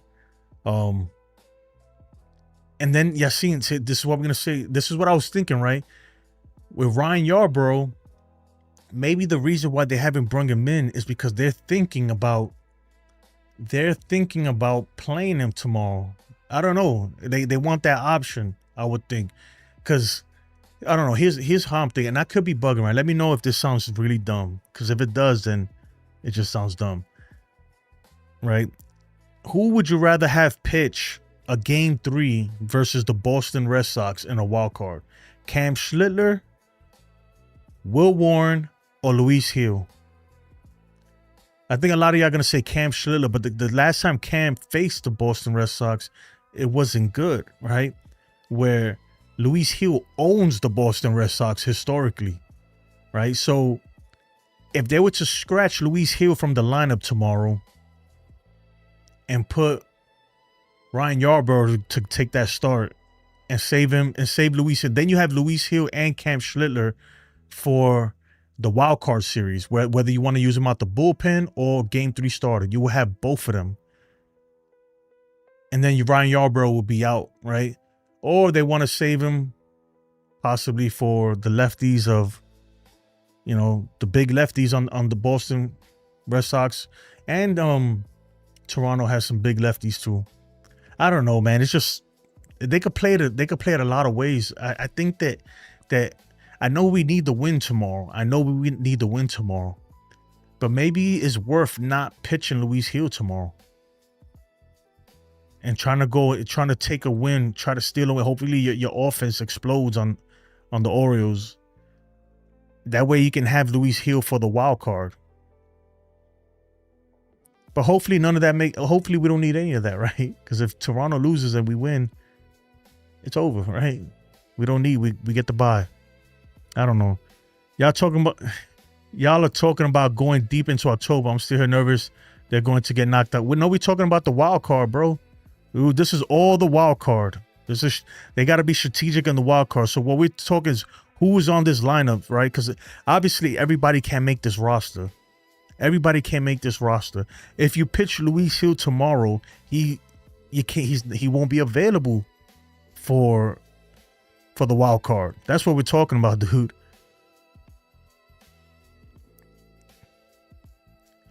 He won't be on the roster if he pitches tomorrow because he's a starter. He needs his 4 or 5 days rest. That's what I'm saying. If he pitches tomorrow, which he's scheduled to pitch tomorrow, Luis Hill's scheduled to pitch tomorrow. Let's say he goes and he pitches 90 pitches tomorrow. He's not pitching in the wild card after throwing 90 plus pitches tomorrow. The wild card starts on Tuesday, right? Is it Tuesday, Wednesday? It starts. He won't have enough rest. That's what I'm saying. So I want Luis Hill on the roster. I think he'll be valuable even if he comes out the bullpen, you know, or like a game 3. Maybe you do split it between. Let's say it does come down to a game 3. And you need all hands on deck. That's where I think he comes very handy, and he has great numbers versus Boston. But if Luis Hill pitches tomorrow, then he's essentially, why have him on the roster? He's unavailable, you know. I don't know if that makes sense, man. I can't make it make any more sense than that. Where's Jake Dip? I hate Mark Leiter Jr. Blackburn isn't a leverage guy. He's a long relief. Yeah, he's not the guy. He's not the guy you want out there. But I don't know. I trust Blackburn more than I trust Mark Leiter Jr. I wanted Eugenio for third, but Yankees didn't do it. Eugenio Suarez has not been good since the trade deadline. So I think we're okay. You know, I take Ryan McMahon's defense. I get it, his offense. He had a home run today, but you know, the Yankees want to win the AL East division. No, I get it, Yassine, but you can't. At this point, man, the Yankees they want to win it, but you gotta prepare for the odds are not in your favor. You know what I mean?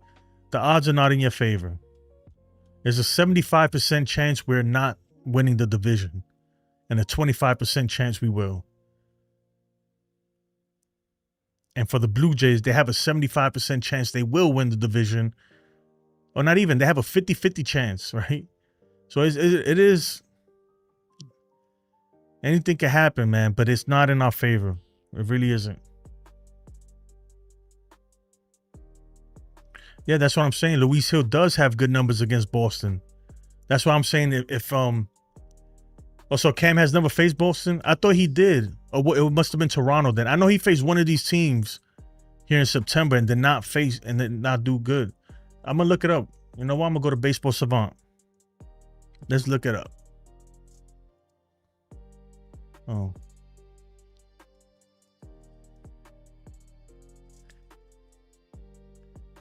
Okay. Let's put it here. All right, individual batters versus team batting. Boston. Where they at? Oh, I look for Red Sox. Red Sox versus Yankees. This is Baseball Savant too, the player matchups. Cam Schlittler. Okay, so he has not faced them. You're right. He has not faced them. Let's put where is he? Oh, here it goes. All right, versus Luis Hill and 80 at bats, 21 strikeouts. Where's the earned runs? 10 walks. That's not good though. Yeah, no home runs. I don't think he's given up any runs against these guys.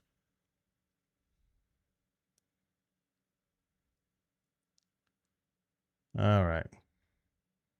Bro, where's the ERA? You don't show the ERA? That sucks.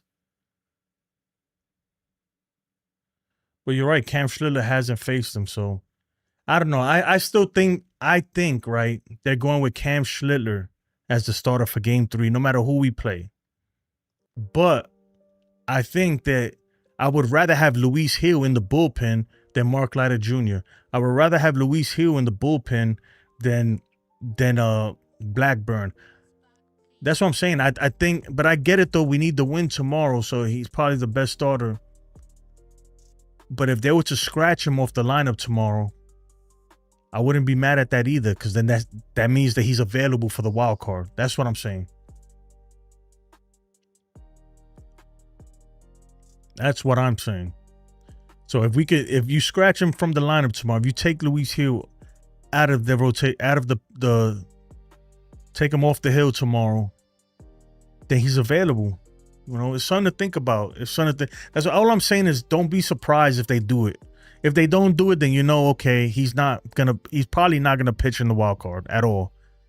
And hopefully all that's for nothing. Hopefully we win and Toronto loses and we're good. But if it doesn't, then I'd rather have Luis Hill in the wild card than pitching tomorrow, if that makes sense. Yankees would be incompetent if they weren't prepping for the worst case scenario. Yeah, that's what I'm saying. So I think the worst case scenario is the wild card. I hope Kevin Cash can convince the Rays to play for pride and not roll over, but not counting on it. If the Tigers beat the Red Sox tomorrow, does the Tigers take the 5th seed? All right, I'm gonna let me put it again since you missed it, Yasin. What did I do to this thing? Yasin, you're always coming in late after the conversation. So here we go. Right? These are the scenarios, right? There's only one scenario. There's a 75% chance that if we play in the wild card, we're playing Boston. And a 25% chance that we're playing Detroit. The only way we play Detroit is if Cleveland wins and Detroit win. That's it. Boston's facing Detroit. So obviously if Detroit wins, Boston loses. If Boston wins, Detroit loses. That is the only scenario that we play Detroit. Every other scenario, we're playing Boston in the wild card if we play the wild card, right? If we play the wild card. It sounds confusing, but it really isn't. All of this doesn't matter if we win, right? If we win and Toronto loses, none of it matters.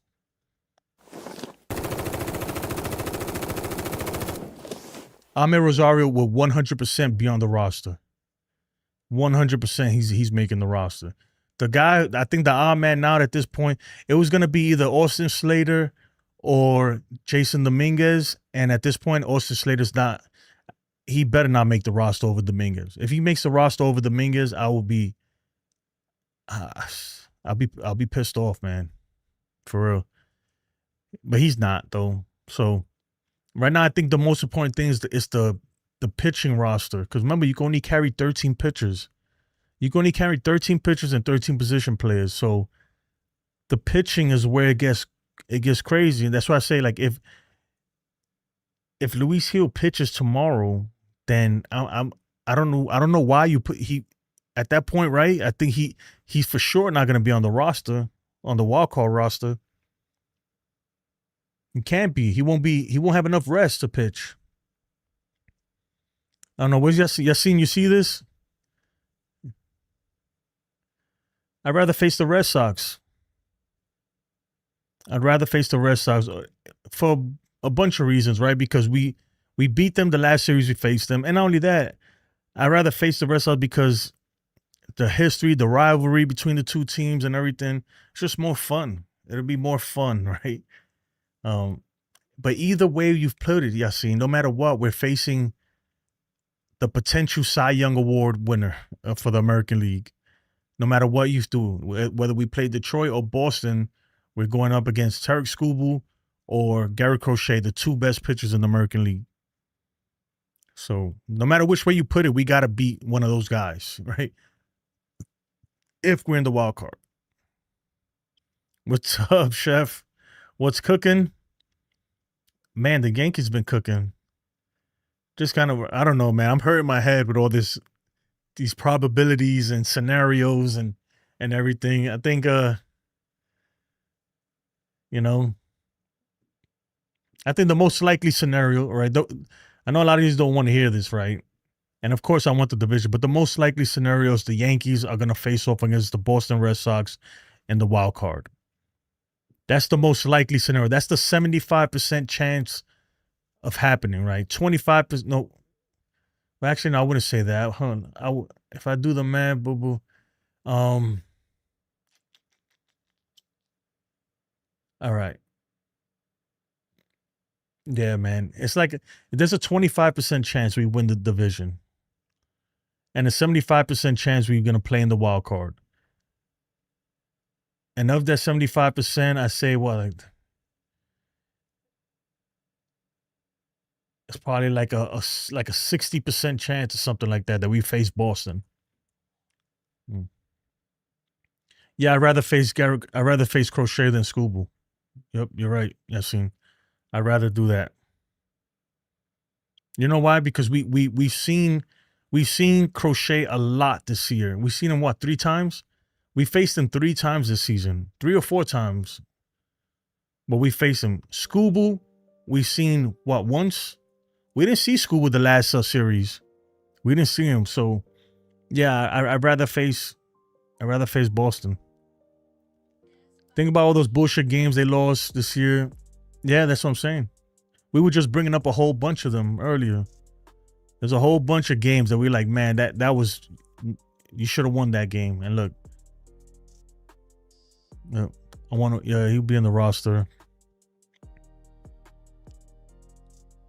They're not gonna go 3 catchers. I think Boone already said that he wouldn't go 3 catchers. That he's okay with just 2 catchers.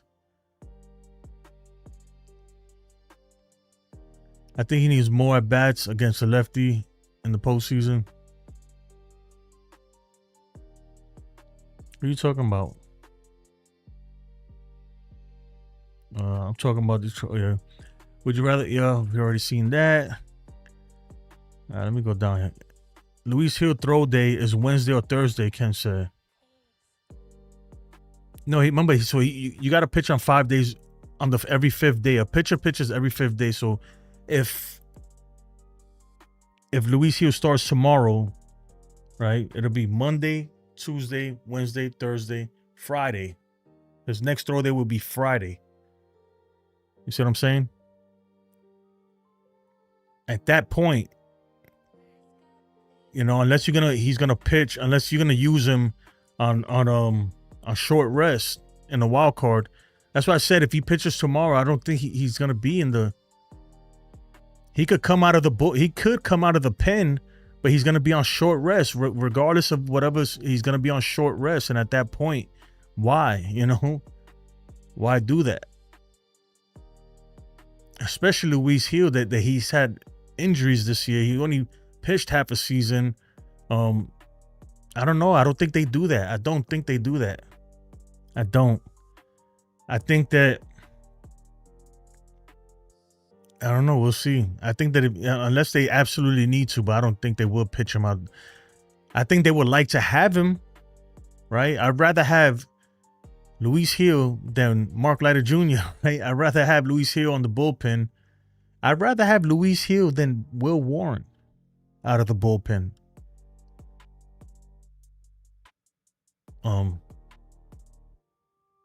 I don't know. Let's see what they do.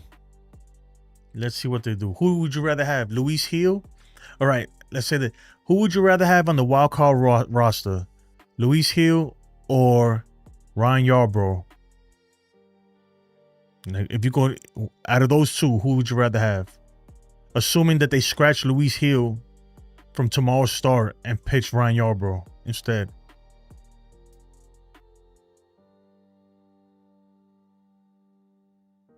Scuba's pitching tomorrow. If he pitches tomorrow, then they're gonna have to pitch him on a short notice and pitch him on game 3. I don't know. I wouldn't be surprised if they scratch him too.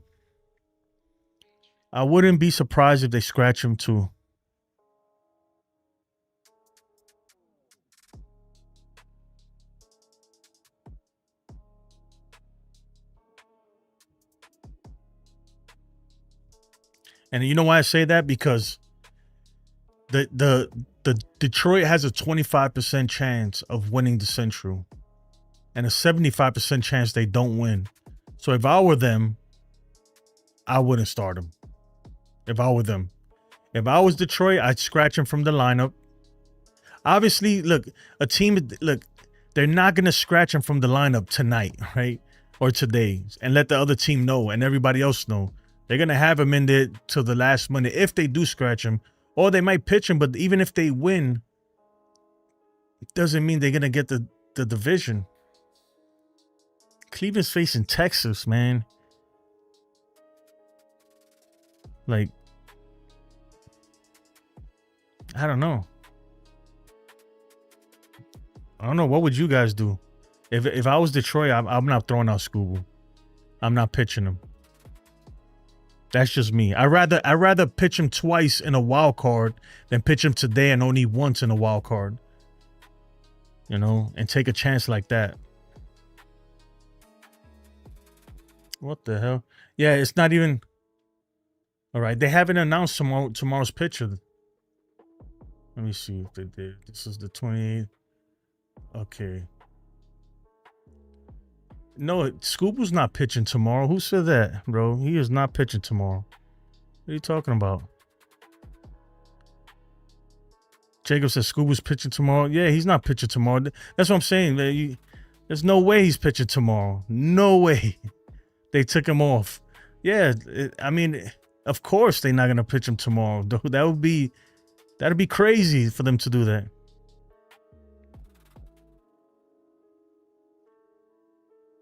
I'd rather face Garrett Crochet.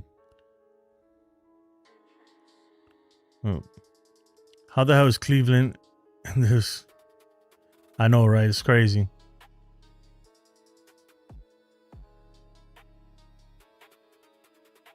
Yeah, I know, Jacob. That's what I was saying when you said that. I was like, what? No way. If they was to pitch Scooble tomorrow, then they deserved everything they get. Hey, that'd be crazy. Do you see Rice playing first base majority of the time against right-handed starting pitchers in the playoffs?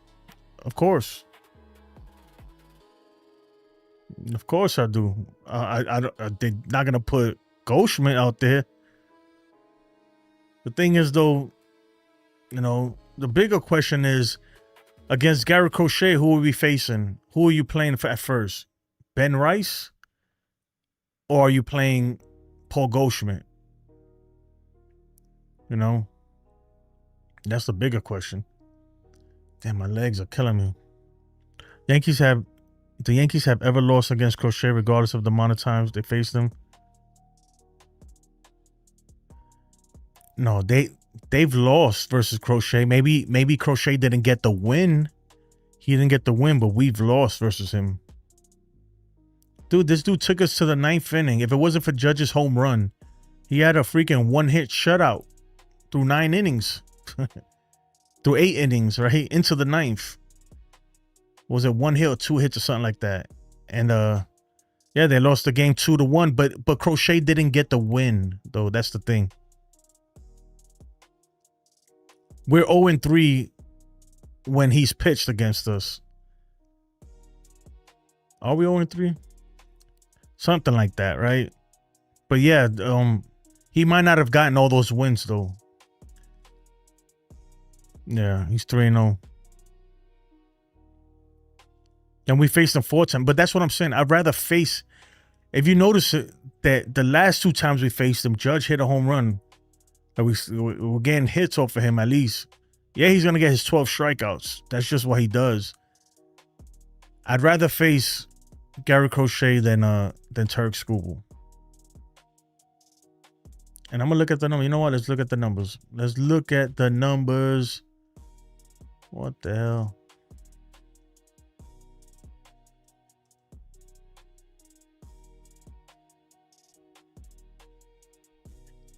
Oh, man. Bro, sitting on this chair is like all the freaking... I need circulation on my feet. I feel like I've been in an airplane for a long time. Okay, so team batting, Yankees. Team pitching. Let's go. Let's see the Detroit Tigers first. Where the hell is the Tigers? Switch it here. All right. You know who I don't like facing? I don't know. I just don't like Detroit. I don't like freaking Flattery, whatever. I don't like facing that dude either. But anyway, versus Turk Scooble. We have 101 plate appearances versus him. 4 home runs versus him. So that's all right. Okay. Okay. Damn, Judge got 2 home runs versus him. Okay. Paul Goldschmidt got 2 home runs versus him. Batting averages. All right. I wonder if Fangraphs probably has better stats than this. I don't like that they don't show the ERA and stuff versus the dude. I don't like that. Oh, I never did finish. It's loading the old questions for some reason, so I didn't want to do it. Let me see. It keeps loading the old questions, so.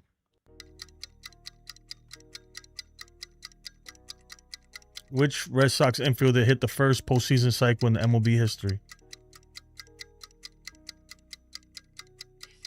Oh, maybe not. This looks like a new one. Which Red Sox infielder hit the first postseason cycle in MLB history? I want to say Dustin Pedroia.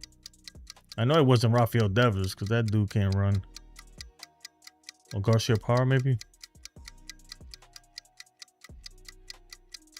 Real Bill P, what's up, man?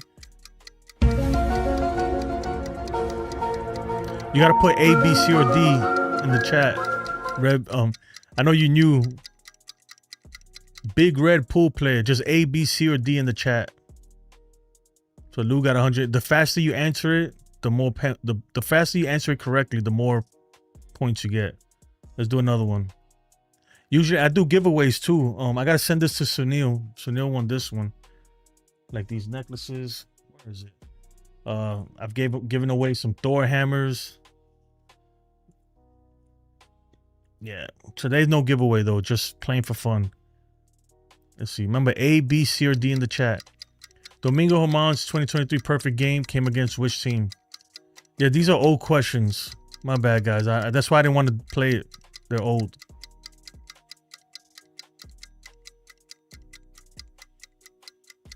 Domingo Germán. You could change your answer, Lou, and help you out.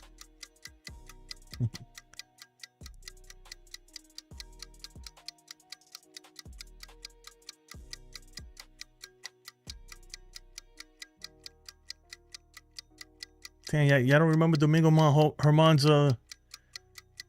freaking perfect game?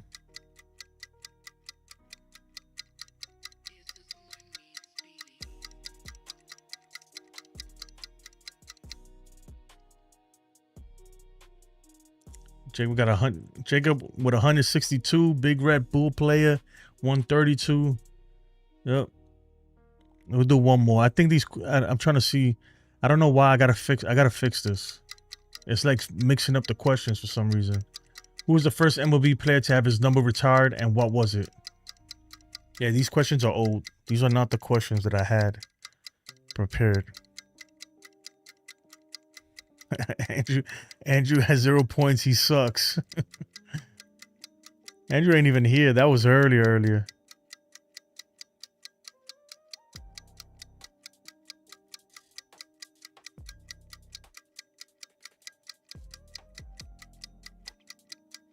A big red pool player is pretty cool though, right? And also big red pool player, I know it's your first time here, you could pull up anybody's stats. All right? Anybody's stats you want to pull up. We're gonna pull up Lou Gehrig's stats. What years Lou Gehrig played? I'll just pull up his career stats. And the way you do that, right? So Lou, damn, how do you spell it? Lou Gehrig. How you spell Lou Gehrig? I just missed it with an H. I think I spelled that right. Lou Gehrig careers stats, right? If you want, let's say you want a certain year, you could put let's put Lou Gehrig. I don't know what 1929, I guess. Lou Gehrig 1929. Damn, my man was putting up numbers. Look at that OPS. Let's put Babe Ruth. Just put Babe Ruth career numbers. Yeah, man. I don't know. I think it's pretty cool.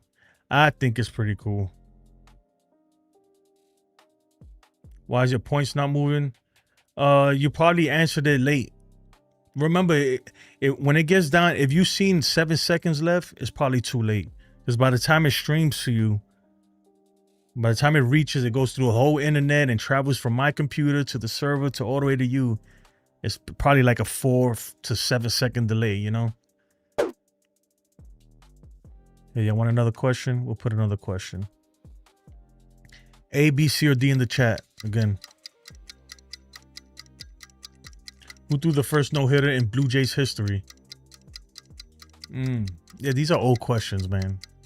So, if you've been watching every day, you probably know the thing. But yeah, Big Red Pool player, man, that's just some of the cool stuff I've been working on. There's a lot of bugs, though. I gotta fix this stuff. I gotta fix it. I am, man. It's been a minute. How long have I been on? Like almost 2 hours. It's all good. It's Saturday. I gotta work tomorrow too. Unfortunately, but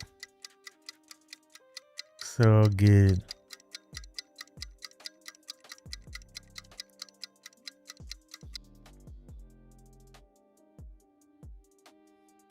Yeah, you there, Lou? You there? All right, we'll do one more.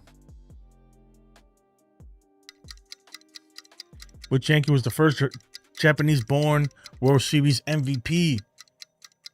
You got to know this one.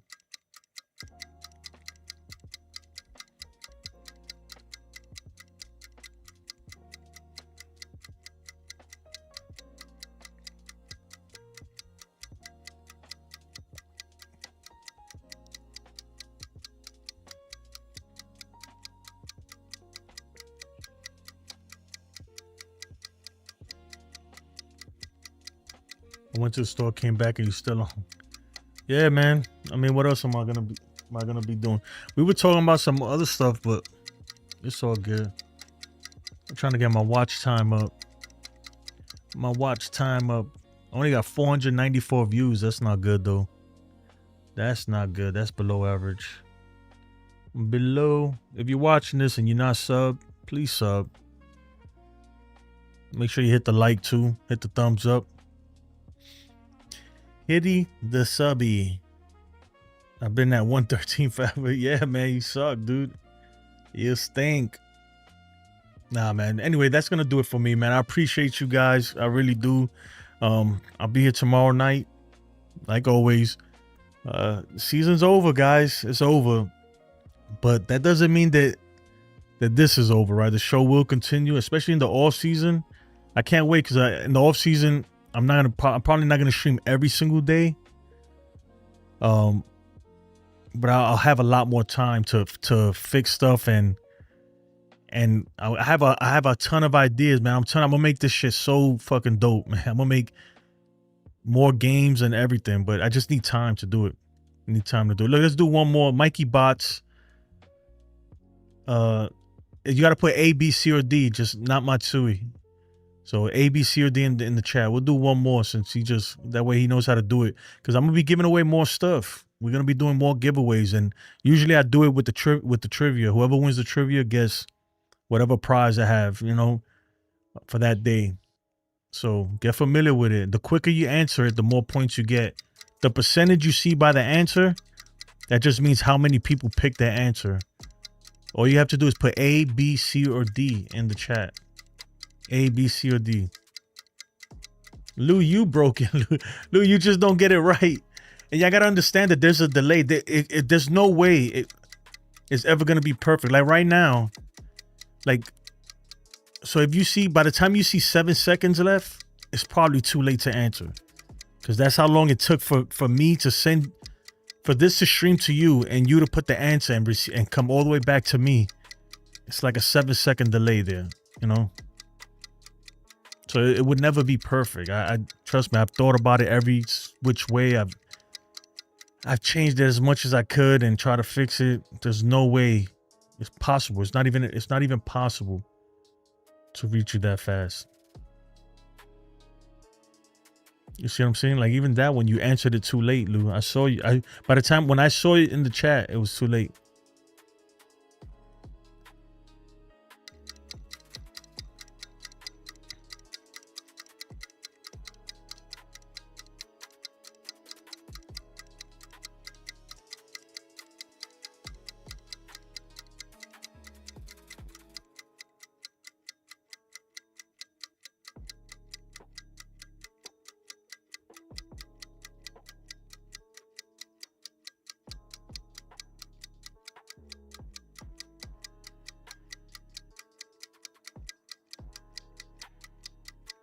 Might be lagging then. No, that's just how it is. Big group is trust me, dude. It's impossible for me to stream something to you and for it to be 100%, especially through YouTube. Because look, I have to stream. I'm sending a signal to YouTube, right? YouTube gets it, and then they're sending it to you. And then you're responding, right? You're seeing it, then you're going to put in the chat A, B, C, or D. Then it's going to YouTube, and then back to me. That time, the ping between all that is sometimes there's nobody. If you're streaming, it's never going to be perfect. Like right now, I'm going to go like this. Look, by the time you saw that, it's already been a few seconds. You know what I mean? And I'm looking at it because I'm watching myself right now. So I know when I do it, I see it pull up on YouTube a little bit later, you know?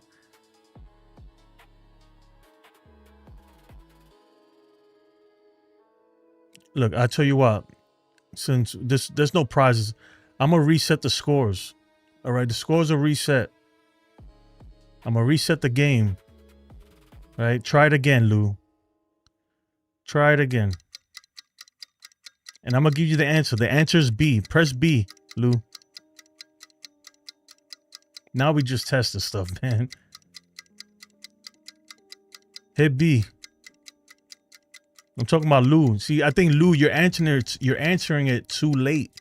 All right, right there. You see, you put B. It's getting your thing is that by the time you're answering it, it's too late. Even though you may see 7 seconds left, but the lag is making it be too late. And that's why I put it like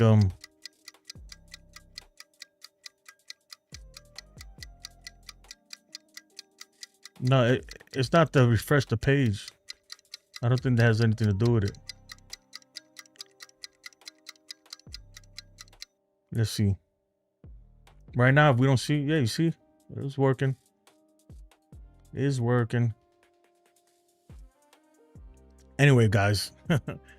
Yeah, man, I'm gonna make this shit better. I got some other ideas too, man. Some crazy stuff. Even with the stats, I have a betting game, bro. I made a game where we could bet on, with fake money, obviously.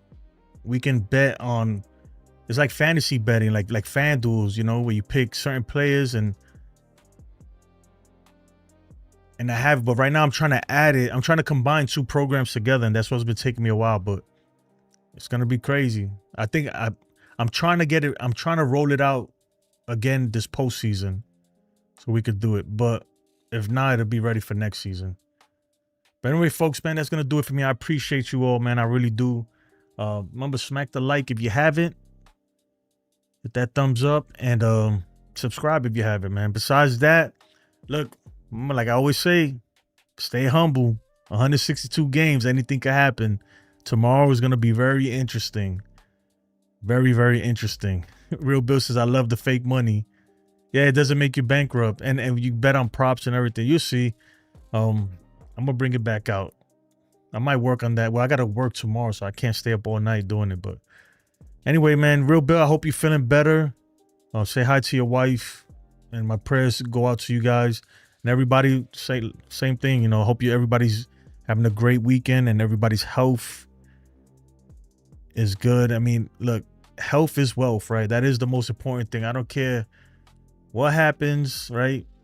If you're not healthy, man, it's not good, right? But anyway, folks, I appreciate you all. I'll see you mañana. Peace. Hold on, let me get this thing.